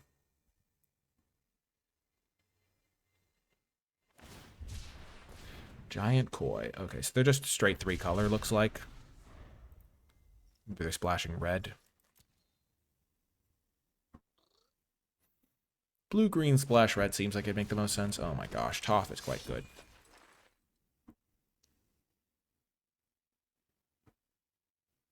Whenever they cast a spell, they get to Earthbend. That's going to have to die with allies at last. I really hope I draw a land here.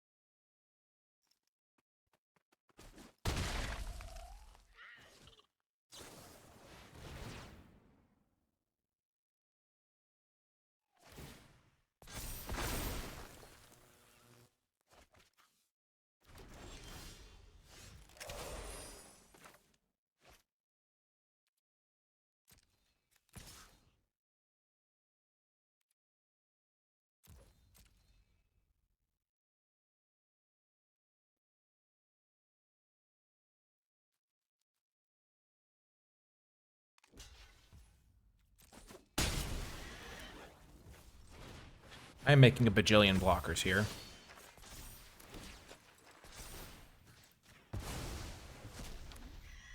I don't think they have an answer to the White Lotus reinforcements right now. Maybe they do. But now I just can chump block all their stuff for a while. And if I ever draw a land, then Jet will come down because I have triple white already. And double kill their stuff, so that'll be pretty good.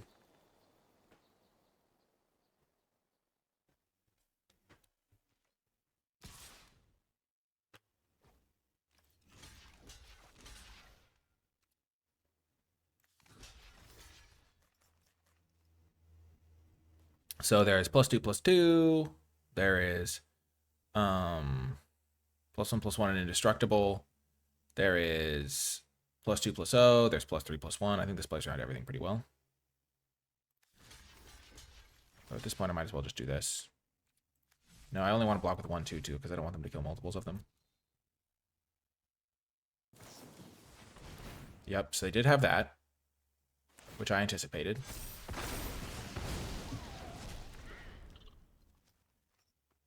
Because my 1/1s are valuable because they make Jet better.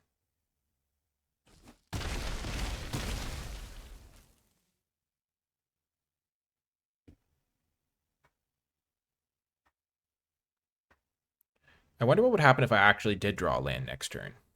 I'm feeling doubtful that it will happen because it would be so good for me to do. Oh my gosh, I would love to just draw a land next turn. Double Jet. Devastation. Oh my gosh. That's kind of scary.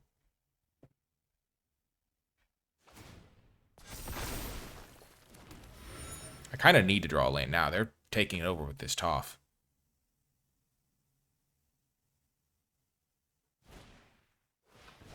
Master Paku.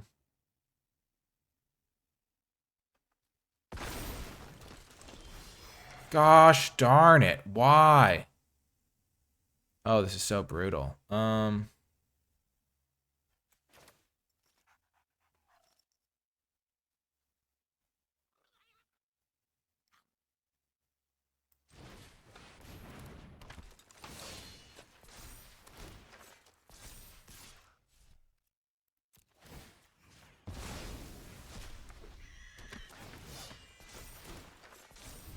I'm making so many tokens, but unless I draw a land for Jet, it's not going to matter. Gosh darn it. Man. This Jet would be so good here with this Airbender Ascension. Maybe I should have waited on the Airbender Ascension too, because I can airbend their land and get rid of all the counters. Did they get greedy and try to like sacrifice their land before playing Giant Koi?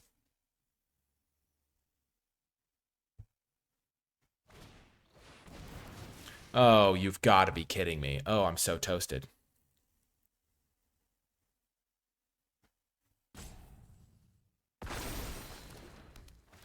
It's funny because if I draw a land, I'm still probably not toasted because I can just kill all their 4/4s. But not looking good for me right now.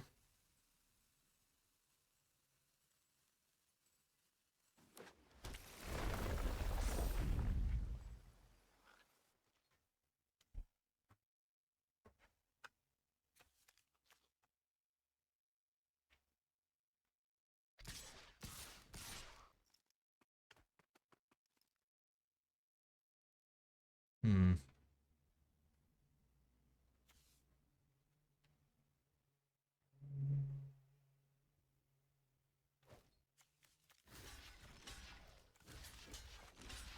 So I'll still have 1, 2, 3, 4.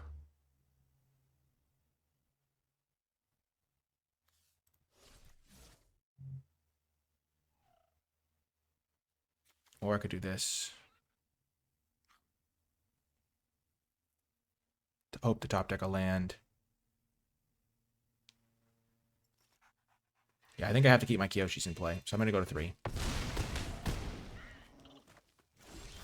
There we go.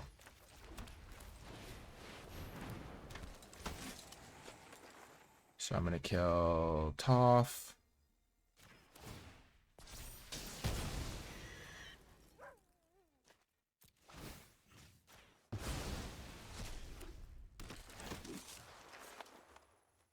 kill Sokka.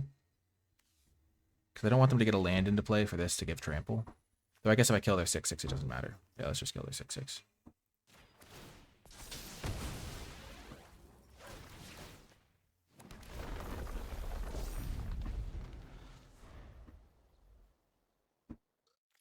Team Avatar can still kill the koi fish. Or Jet can kill the koi fish.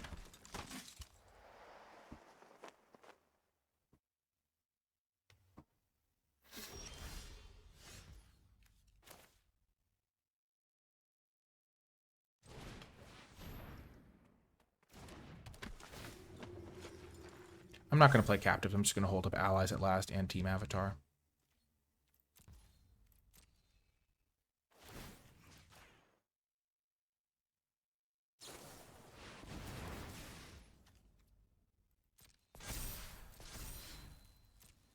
Yeah, he's definitely staying second from the top. 1, 2, 3, 4, 5, 6, 7.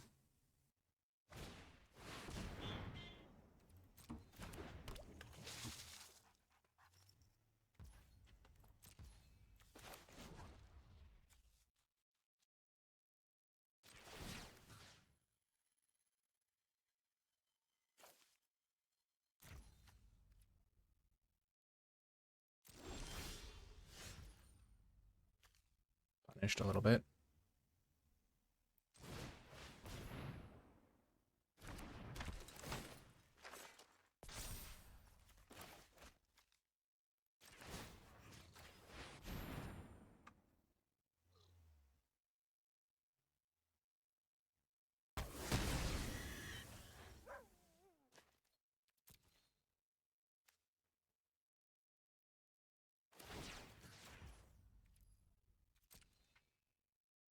I wonder if playing Rebellious Captives was worth it. It was supposed to play around a removal spell, but I could have just flickered the Kyoshi and done that and still held up allies at last.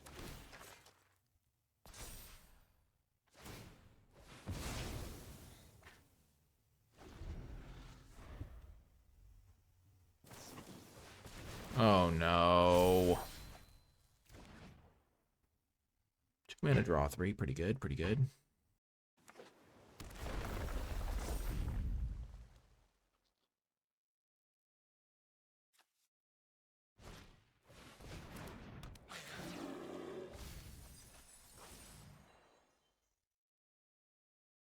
Oh my gosh, they have another Earthbender Ascension? That's crazy.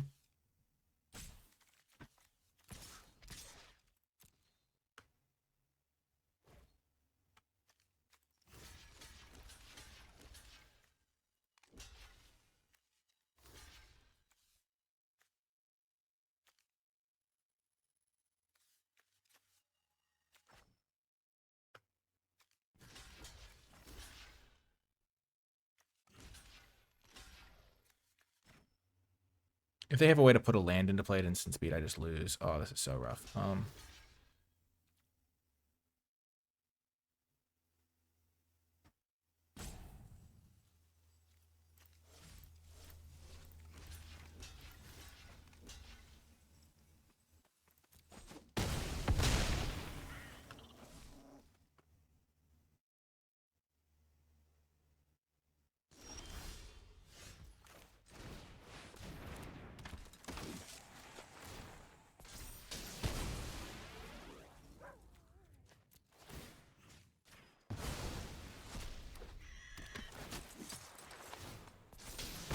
So now they have no big creatures, but they can give their stuff trample.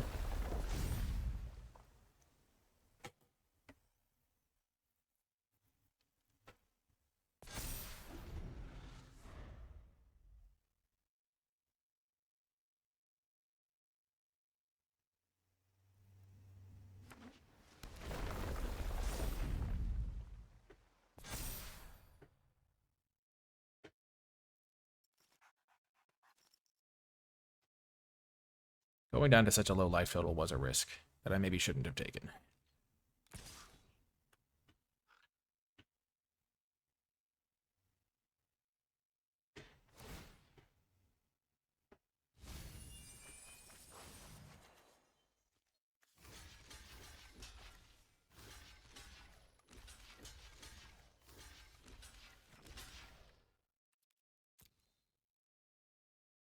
Everything but Jet.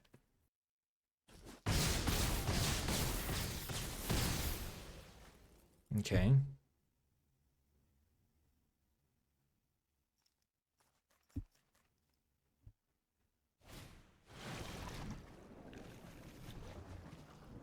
Gosh darn it, that's crazy.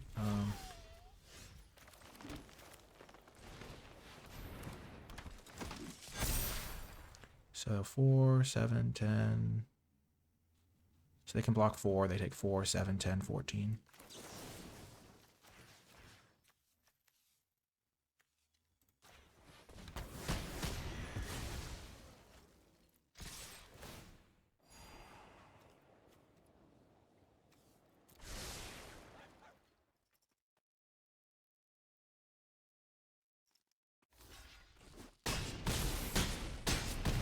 Boom! Got the win. Oh, that was so close.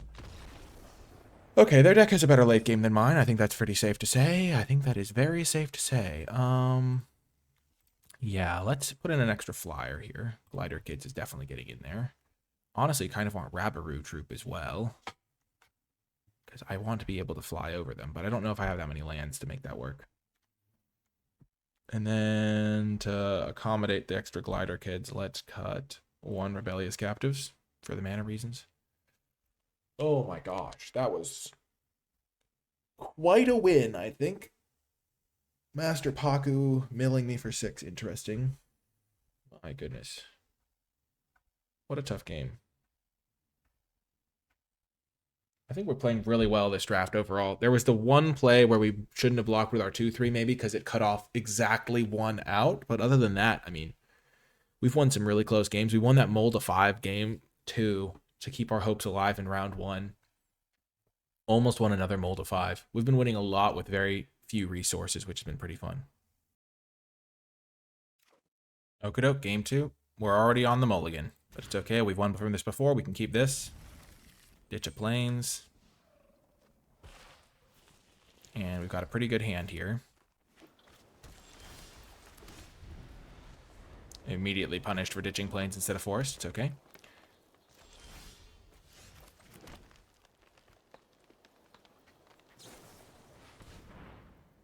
This is a matchup where I don't feel confident we can win the late game, so having a 2-drop would have been pretty good.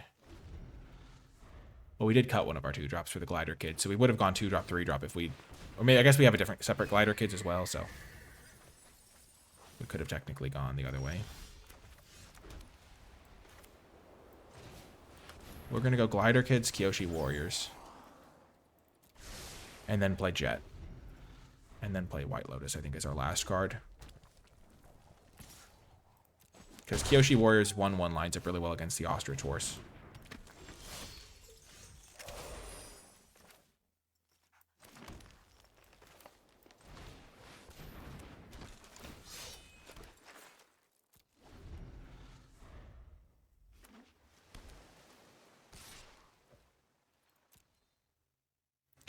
If they tap out, we can Jet their Earth Rumble Wrestlers and then Airbender Ascension back Jet, play it again next turn.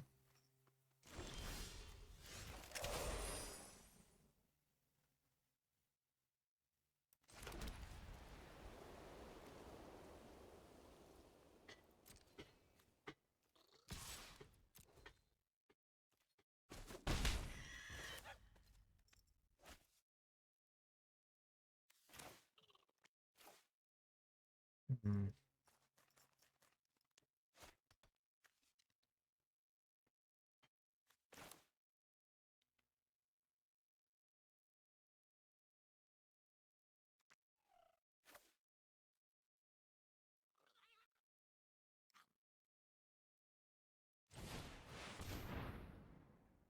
Oh, they have Sokka's Haiku. What am I doing? Oh my gosh.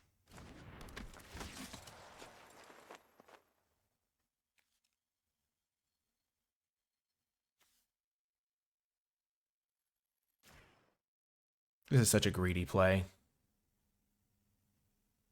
I should have killed, like, the 3-1, because they're going to kill something in response. They have 5 mana. Of course they're going to do something.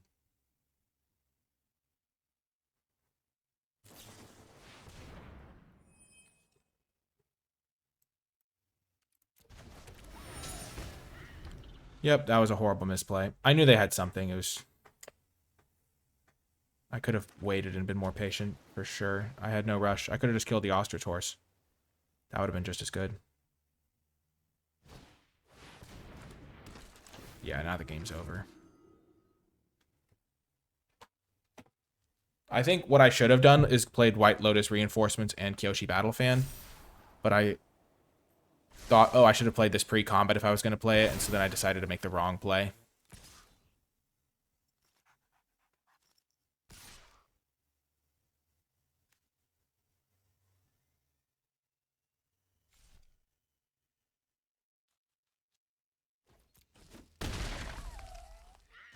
Yep. Okay. Do this.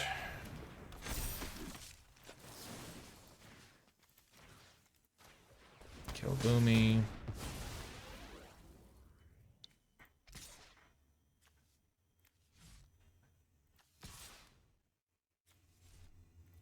I'm just going to assume they don't have a removal spell, which is unlikely, but I think my best bet. Oh my gosh. Yeah, I can't compete with them in a long game. Oh my gosh, I can't compete with them in a long game at all. Okay.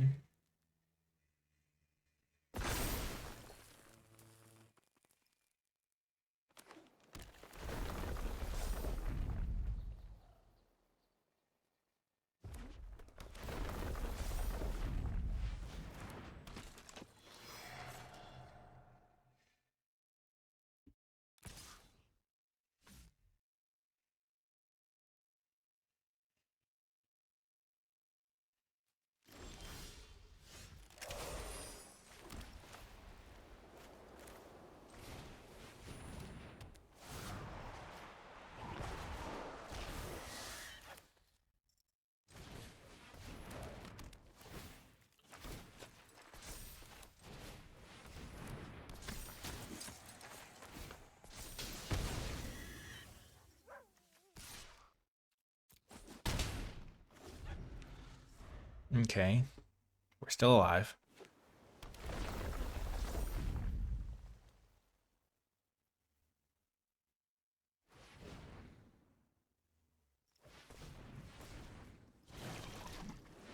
Okay. They're drawing infinite cards. The fact that my deck isn't aggressive enough to punish someone for playing waterbending is not great. But I messed up the jet play before. If I had played that better, I might have been able to be actually ahead in this game.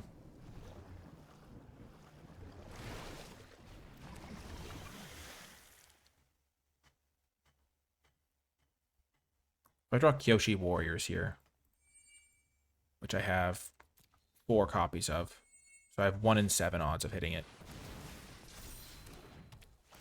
But if I draw Kyoshi, it'll trigger my Airbender Ascension, and I think I win the game then. So it all comes down to Kyoshi.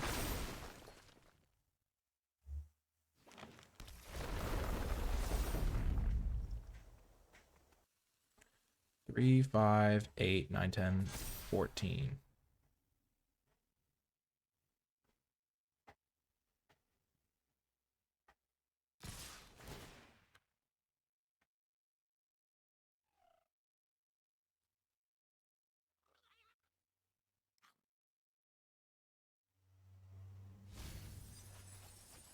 Okay, there goes 4 of my best spells. 2 Kyoshis right on top would have been perfect. White Lotus is gone.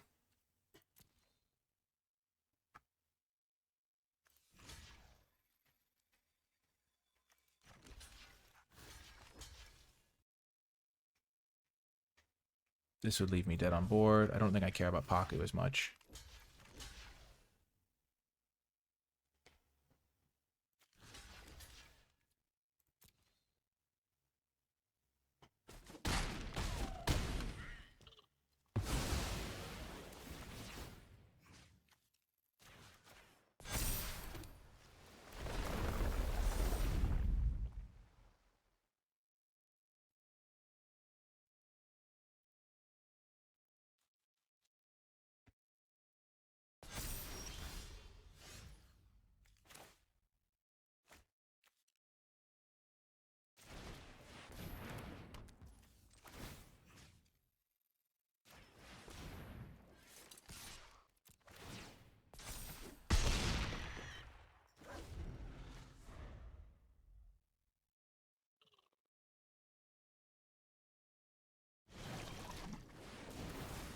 Oh my gosh.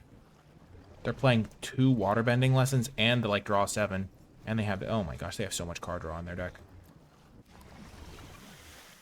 Oh man. 2 Earthbender Ascensions is messed up. That's so hard for me to beat. My opponent only has 12 minutes left in their match timer. That's crazy. How much I've been playing? I've spent 8 less minutes playing. Gosh, if I had drawn Team Avatar the turn before, I would have hit them for like such a chunk of damage. If I draw Kyoshi Warriors, it's 4, 5, 6, 7, 8. Oh, I'd be 1 short. 5, 6, 7, 8, 9. No, it would be 9 exactly. So I think that's my best bet.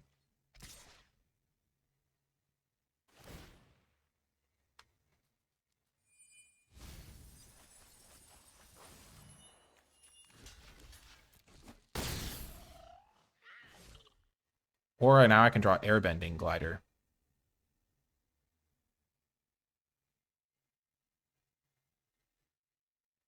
So they've milled 1 Kyoshi, 2 Kyoshi, 3 Kyoshi. Then there's 1 near the bottom, I think. Yep. Oh, no. Okay, Airbending Glider. 1 out. If I draw Airbending Glider, I airbend the wall top sentries, equip my Lotus Reinforcements, swing for the win. Come on, you got this, deck. It hasn't been milled yet, right? Yep, 1 in 16. Aw. Not quite. Okay. So, we need to be as aggressive as possible. They have tons of card draw. They have some instant speed removal with Combustion Technique. Let's bring in the Yip Yip.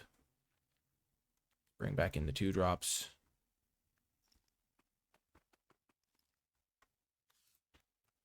What's my slowest cards? I think Glider Kids was actually okay there.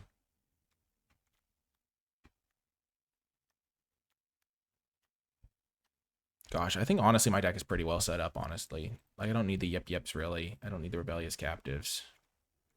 We just need to draw better.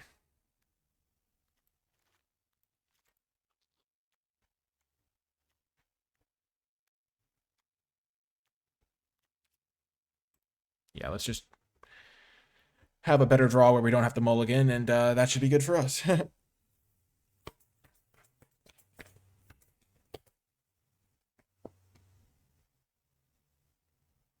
I do think Glider Kids pressuring them is pretty important. Because I don't think I can win the ground game with all of the earthbending they have. Okay, on the play. We have a keeper. Glider Staff is going to do some major work against their earthbending, I think.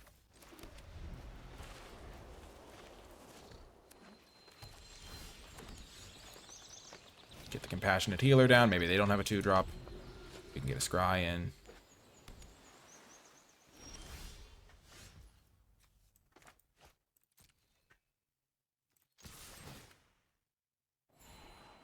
Don't want that. So it basically drew me a card almost. It's pretty good.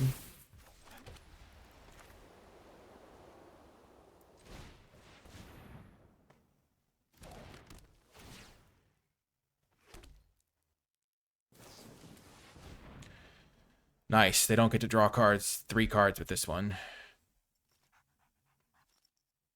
This could be a good... I think this could be a really good game for me based on the cards in my hand and stuff. Maybe I should have played Rebellious Captive so I could equip the Kyoshi Battle Fan. Like, play it and equip it on the following turn. Sokka, okay. They have all their colors, so we don't get lucky enough to have them stumble on mana. Because they don't have that much mana fixing, it feels like. They have Omashu City. They have some card draw effects. Wow, they get rid of both waterbending lessons. So all their lessons are online now.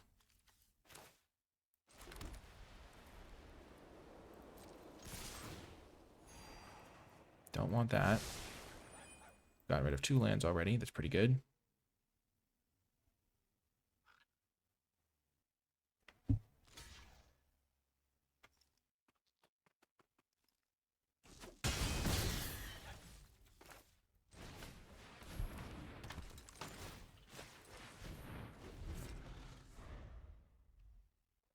Okay. Here we go. Let's see what they've been cooking up with all their discarding and stuff. They got rid of both waterbending lessons, so they don't have the card draw this game. We might be able to get them. We'll see.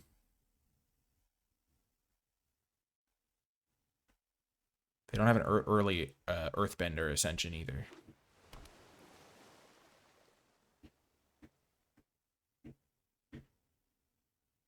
I think that a lot of this game is going to come down to whether they play something that like really gets wrecked by Glider Staff this turn. Because if I can wreck it, oh yeah, that's good for me.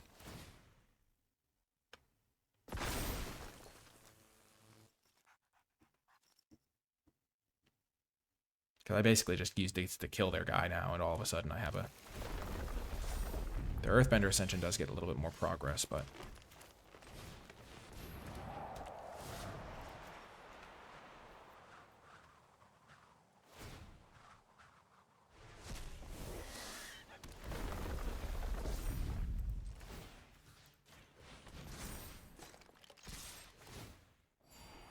Kyoshi Warriors. I do think I want that. It seems way better than an average draw. Next turn, I think I'm going to exhaust Rebellious Captives. And Kyoshi also means that I'm going to have at least a 3-powered creature coming in every turn in the air. Okay, Paku, sure. Sure.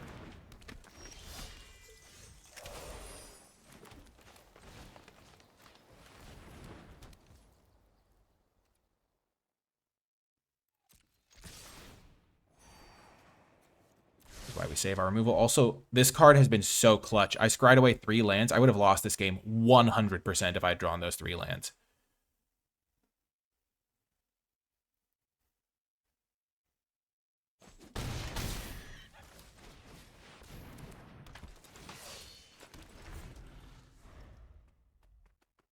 Okay.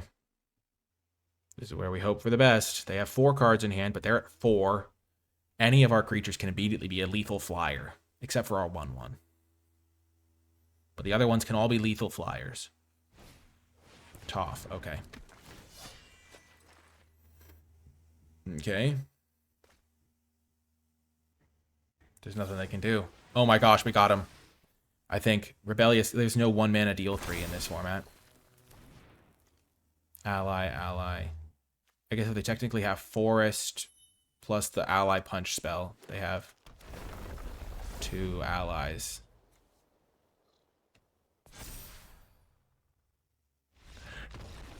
Yes! Oh, what a sick match. We played such crazy games with this deck. Feels so good to get the win. Oh my gosh, what a victory. If you made it all the way to the end of the video, in the comments section down below, leave hashtag teamwork to let me know you made it to the end, because not only were our allies teaming up, as all good allies do, but we had an ally of our own in Alex coming on as a guest drafter, limited level ups, to help us draft this sweet deck that managed to get a awesome trophy. We almost won that one game that we lost, but I think that was game 2 anyway, so it wouldn't have mattered. But the games were super intense, super fun. The deck was super interesting, and honestly, Airbender Ascension did some sweet stuff. So hashtag teamwork to let me know you made it to the end of the video. Definitely check out Alex's videos and channel. I will link those in the description. His podcast is really, really nice to help you improve. That's going to do it for this one, though. I hope you enjoyed it. I had so much fun playing this one, and I will talk to you next time.